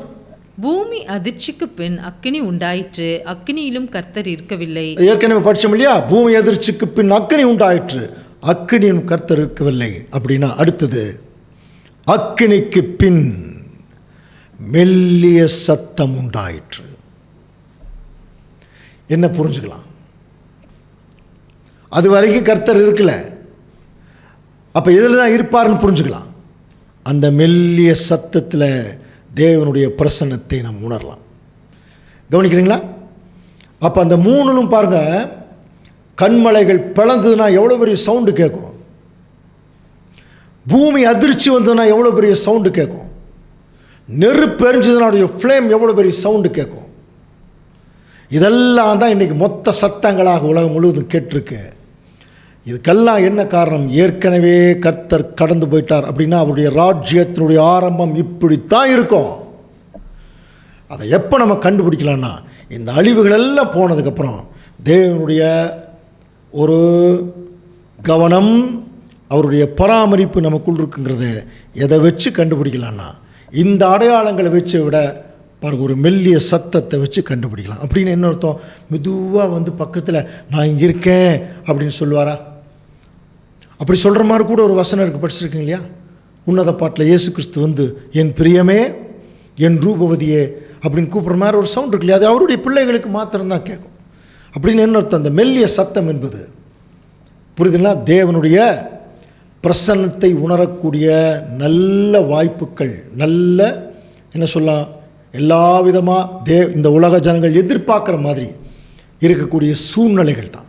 அதை கவனிக்கும்போது எல்லா ஜனங்களும் ஓ இந்த வசனம் இப்படி சொல்லிச்சு, இதன்படி நடக்குது என்பதை புரிஞ்சுக்குவோம். இதை வேறு மாதிரி சொல்லணும்னா சங்கீதம் 89:15 வாசிக்கலாம். கம்பீர சத்தத்தை அறியும் ஜனங்கள் பாக்கியம் உள்ளவர்கள். இந்த ஒரு சத்தம் சொல்றார், கம்பீர சத்தம். அங்கே சொல்லும்போது மெல்லிய சத்தம்ங்கிறார். ஸோ மெல்லிய சத்தத்துக்கு கம்பீர சத்தத்துக்கு வித்தியாசம் இருக்குது. கம்பீர சத்தம் ரொம்ப சத்தமாக இருக்கும், மெல்லிய சத்தம் ரொம்ப சாஃப்டாக இருக்கும். ஆனால் அது இங்கிலீஷில் பார்த்தீங்கன்னா எப்படி சொல்லப்பட்டிருக்குன்னா, blessed is the people that know the joyful sound. ஒரு மெல்லிய சத்தம் என்பது வேற ஒன்றும் இல்லை, ஒரு மகிழ்ச்சியான ஒரு சத்தம், ஒரு ஜாய்ஃபுல் சவுண்டு தான் தேவன் இந்த பூமியில். அப்படின்னு என்ன அர்த்தம்? எல்லா பிரச்சனை முடிஞ்சு ரொம்ப அமைதியாக இருக்கும்போது தேவன் தம்முடைய பிரசன்னத்தை எல்லார் மத்தியிலும் வெளிப்படுத்துவார். இதைத்தான் 46ஆம் சங்கீதத்தில் நம்ம படிக்கும்போது, பூமி நிலை மாறினாலும் மலைகள் நடுச்சமுத்திரத்திலே சாய்ந்து போனாலும் நாம் பயப்படணும் எல்லாம் படித்தோம் இல்லையா? அதனுடைய கடைசி பகுதி கொஞ்சம் வாசித்து பாருங்கள். சங்கீதம் 46:10 வாசிக்கலாம் பாருங்கள். நீங்கள் அமர்ந்திருந்து நானே தேவன் என்று அறிந்து கொள்ளுங்கள், ஜாதிகளுக்குள்ளே நான் உயர்ந்திருப்பேன் சொல்கிறார். நீங்கள் அமைதியாக இருந்தீங்கன்னா தேவனுடைய அமைதியான பிரசன்னம், அவருடைய சத்தம் உங்களுக்கு நல்லாவே கேட்கும். ரொம்ப சிம்பிளாக ஒரு யாராவது ஒருத்தர் நம்மளை வந்து கூப்பிட்றான்னு வச்சுங்களேன், சுற்றிலும் நிறையா டிராஃபிக் சவுண்டு, ரயில் சவுண்டு, பஸ் சவுண்டு, எல்லாம் சவுண்டு கேட்கும்போது நம்மளை யாராவது கூப்பிட்டு அந்த சத்தம் கேட்குமா? கேட்காது இல்லையா? அப்போ அத்தனை சத்தமும் அடங்கினதுக்கப்புறம் ஒருத்தர் நம்மளை கூப்பிட்டாருன்னா கேட்கும் இல்லையா? அந்த மாதிரி தான் தேவனுடைய பிரசன்னம், அவருடைய உண்மையான சத்தியங்கள் எல்லாமே அவருடைய பிள்ளைகளுக்கு எப்போ தான் அது நல்லாவே தெளிவாக விளங்கும்னா இவைகளெல்லாம் ஓய்ந்து அடங்கணும். இதை குறித்து யோபு ஒரு அளவான ஒரு உருவகம் வசனம் சொல்கிறார். யோபு 37:21 இப்பொழுதும் காற்று வீசி ஆகாய மண்டலங்களில் உள்ள மப்பு நீங்க பண்ணியிருக்கிற சமயத்தில், மப்பும் மந்தாரமான நாள் படித்தோம் இல்லையா? அப்போ காற்று அதிகமாக வீசினா தானே மப்பு. அப்போ இதெல்லாம் இங்கே நடந்துட்டுருக்கு.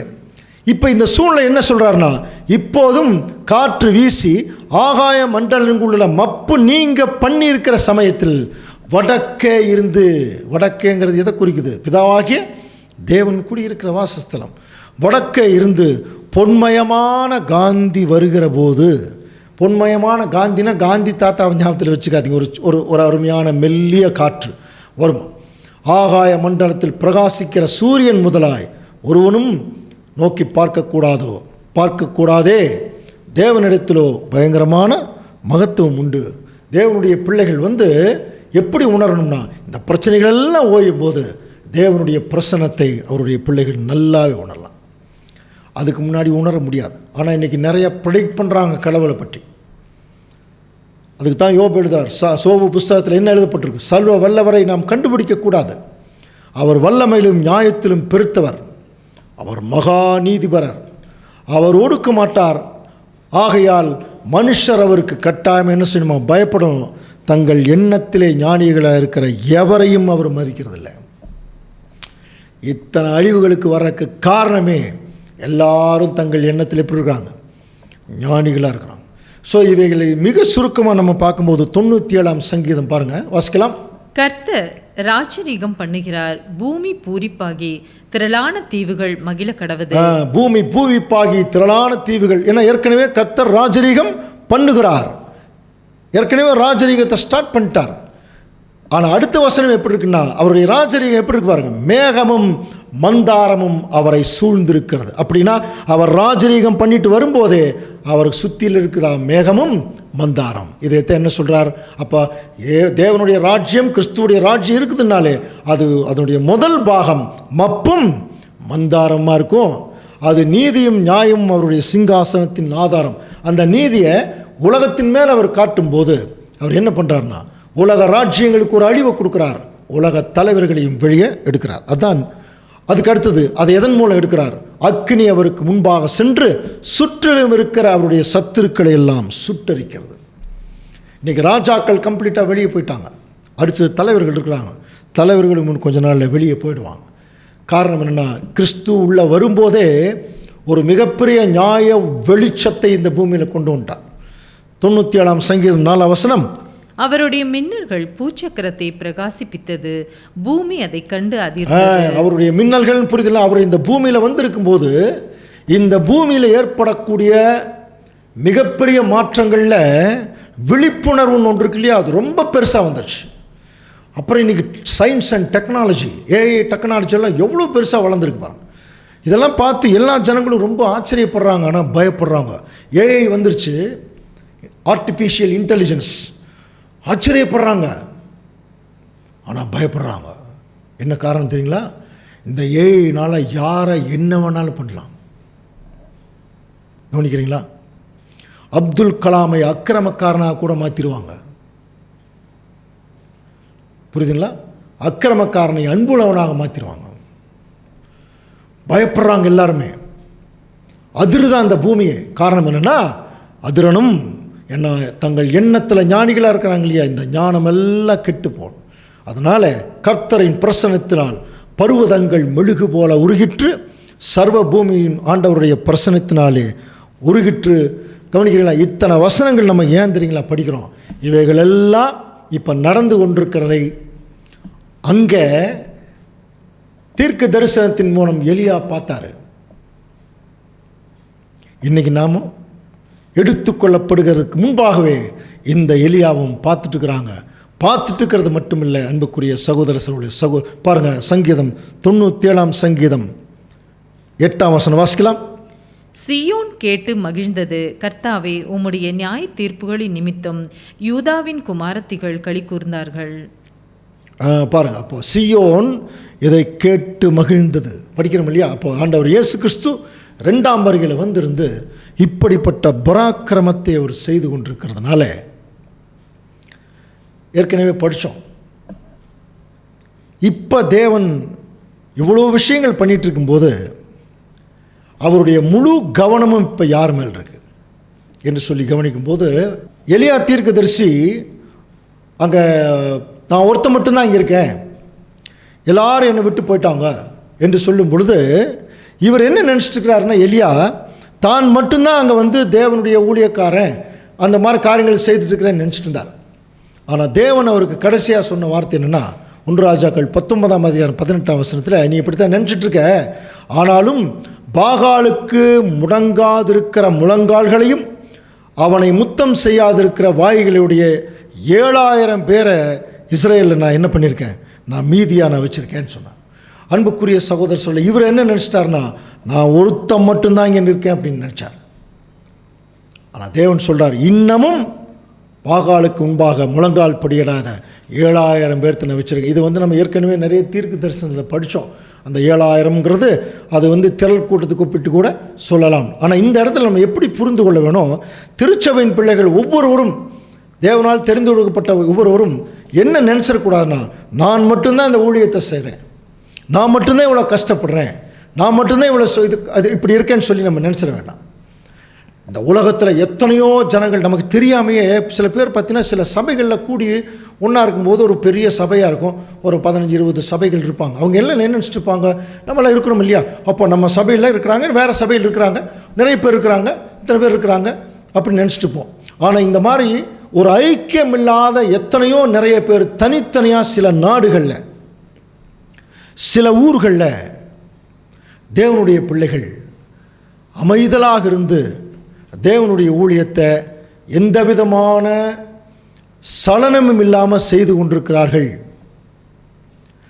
இன்றைக்கி நாம் சில நேரத்தில் என்ன நினைக்கிறதுக்கு வாய்ப்பு இருக்குது, நிறைய பக்கம் ஓடுறோம் வரோங்கிறதுனால நம்ம தான் நிறைய ஊழியம் செய்கிறோம் போல் இருக்குது அப்படின்னு நினைக்கிறதுக்கு வாய்ப்பு இருக்குது. இப்போ இந்த வசனம் நமக்கு என்ன சொல்லுதுன்னா, இல்லை, உன்னை விட நிறைய பேர் இந்த பூமியில் நிறைய வேலைகள் செய்கிறாங்க. அப்போ தேவனுடைய பிள்ளைகள் இந்த கடைசி காலத்தில் எப்படிப்பட்ட ஒரு தாழ்மைக்குள்ளே இருக்க வேணுங்கிறது ரொம்ப ரொம்ப முக்கியம். அந்த தாழ்மைக்குள்ளே அவங்க இருந்துட்டாலே அவர்களை தேவன் என்ன செய்கிறார்னா, இந்த எலியாவை எடுத்துக்கொள்ளப்பட்ட கடைசியில் அந்த அவருடைய எடுத்துக்கொள்ளப்படுற நிலைமை என்ன, எதற்கு அடையாளம்னு படிச்சிட்டோம். கடைசி கால திருச்சபை பாருங்கள், எலியா எப்படி எடுத்துக்கொள்ளப்பட்டார்னு படித்தோம். சுழல் காற்றில்.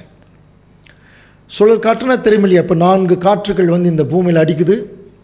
அரசியல், பொருளாதாரம், சமுதாயம், மதம். அந்த சுழல் காற்று உருவாகிற விதமும் நிறைய சப்ஜெக்டில் படிச்சிட்டோம். அது ஒரே ஒரு 10 செகண்டில் ஒரு மணி நேரத்தில் உருவாகி அடிக்கிறதில்ல, அது கொஞ்சம் டைம் எடுக்கும். அது பெரிய அளவில் சுற்றி அடிக்கும்போது ஒரே அது காலி பண்ணிட்டு போகிற மாதிரி இன்றைக்கு அந்த 4 காற்றுகள் தனித்தனியாக அடிக்க ஆரம்பிச்சிருக்குது. புரியுதுல்ல? அந்த சுழல் காற்றுகள் அரசியல், பொருளாதாரம், சமுதாயம், மதம், இந்த நாளும் மொத்தமாக சேர்த்து இன்னும் கொஞ்ச நாளில் பயங்கரமாக அடிக்கும்போது இந்த பூமியில் ஒருத்தரும் தப்பிக்க முடியாது, திருச்சபையின் பிள்ளைகளை தவிர. ஒரு பட்டணமே சுழல் காற்றில் போயிடும். ஆனால் எலியா சுழல் காற்றில் எடுத்துக்கொள்ளப்பட்டார் இல்லையா? அந்த மாதிரி அவருடைய திருச்சபையின் பிள்ளைகள் எடுத்துக்கொள்ளப்படுவதற்கு இன்றைக்கு ஒரே ஒரு இந்த சப்ஜெக்டை பொறுத்த வரைக்கும் ஒரே ஒரு என்ன சொல்லலாம், ஒரு நல்ல கேரக்டர் தேவன் நம்மக்கிட்ட எதிர்பார்க்குறார். அது என்ன கேரக்டர் என்பதை குறித்து நம்ம என்ன பண்ணலாம் பாருங்கள். வசனம் வாசிக்கலாம். ஏசாயா 66 அதிகாரம் 1 பாருங்கள். கர்த்தர் சொல்லுகிறது என்னவென்றால், வானம் எனக்கு சிங்காசனம், பூமி எனக்கு பாதப்படி. நீங்கள் எனக்கு கட்டும் ஆலயம் எப்படிப்பட்டது, நான் தங்கியிருக்கும் ஸ்தலம் எப்படிப்பட்டது. பாருங்க, வானம் எனக்கு சிங்காசனம், பூமி எனக்கு பாதப்படி. நீங்கள் எப்படிப்பட்ட ஆலயத்தை கட்டுவீங்க? அவர் சொல்லக்கூடிய அந்த ஸ்லாங் என்னென்னா, எல்லாமே என்னோடது, ஆனால் கவனிங்க, என்னுடைய கரம் இவைகளை எல்லாம் சிருஷ்டித்ததனால் இவைகள் எல்லாம் உண்டாயின என்று கர்த்தர் சொல்லுகிறார். ஆனாலும் சிறுமைப்பட்டு ஆவியிலே நொறுங்குண்டு என் வசனத்துக்கு நடுங்குகிறவனையே நோக்கி பார்ப்பேன். அன்புக்குரிய சகோதர சகோதரர்களே, இது எதுக்காக இந்த வசனம் நம்ம கன்க்ளூடிங் வசனமாக பார்க்குறோம்னா, யாரெல்லாம் தேவனுடைய வசனத்திற்கு நடுங்குகிறார்கள் அப்படின்னா புரியல, தேவனுக்கு நடுங்கிறவங்கன்னு அர்த்தம், மதிப்பு கொடுக்குறவங்கன்னு அர்த்தம், தேவனுக்கென்று தங்களை அர்ப்பணிக்கிறவர்கள். ஸோ அப்படி இருக்கிறவர்கள் தான் கடைசி கால திருச்சபையாக எடுத்துக்கொள்ளப்படக்கூடிய நிலைமையில் இருப்பான். இப்போ இவ்வளவு நேரம் நம்ம பார்த்த அந்த பிரயாணத்தில் கடைசியாக எலியாவுடைய விஷயத்தில் தேவன் நமக்கு சொன்ன விஷயம் அதுதான். எந்த சூழ்நிலையிலும் மேட்டிமையாயிராதீங்க, சோர்ந்தும் போயிடாதீங்க. புரியுதுங்களா? சோர்ந்தும் போயிட வேண்டாம், மேட்டியும் ஆயிட வேண்டாம். அப்படி இருக்கக்கூடிய சூழ்நிலையில் யார் இருக்கிறார்களோ அவர்கள் எலியாவை போல எடுத்துக்கொள்ளப்படுவார்கள். அவருடைய பிரயாணம் நிறைவாக போய் முடியும். ரொம்ப நாளைக்கு முன்னால் வயசானவர்கள் எல்லாம் அப்போ சர்ச்சில் எல்லாம் இருந்தபோது ஒரு கதை சொல்லுவாங்க சின்ன குழந்தைகளுக்கு, மோட்ச பிரயாணம்னு சொல்லி. அந்த வார்த்தையே ரொம்ப இன்ட்ரெஸ்டிங்காக இருக்கும். சின்ன வயசில் குழந்தை கதை கேட்கும்போது மோட்ச பிரயாணம் ஒரு சொல்ல போகிறாங்க. இப்போ அந்த மோட்ச பிரயாணம்ங்கிறது எப்படிங்கிறது இப்போ நம்ம பார்த்த பிரயாணம் மாதிரியெல்லாம் இருக்காது. அது அவங்களுக்கு தகுந்தபடி ஒரு ஜனரஞ்சமான ஒரு பிரயாணமாக இருக்கும். ஆனால் இன்றைக்கி நம்ம பார்த்தது அடிப்படையாக திருச்சபை கிறிஸ்துவுடைய விசேஷமாக அந்த 2ஆம் வருகையின் காலத்தில் அவருடைய பிரயாணம் எப்படிப்பட்ட பிரயாணமாக இருக்குது, அவர்கள் எப்படிப்பட்ட சூழ்நிலைக்குள்ளே போகிறாங்க, எப்படிப்பட்ட சோர்வுகளுக்குள்ளே போயிடக்கூடாது என்பதை புரிந்து கொள்ளக்கூடிய விதமாக இருக்கிறதுனால வரக்கூடிய நாட்கள் இன்னும் அதிகமான தீர்க்க தரிசனங்கள் நிறைவேறப் போகிறது, அதிகமான அதிர்வுகள் இந்த பூமியில் வரப்போகிறது. அதையெல்லாம் நாம் பார்க்காம நாம் தேவனையே நோக்கி பார்ப்பவர்களாக இருக்க தேவன் தாமே கிருபை செய்வாராக. ஆமென்.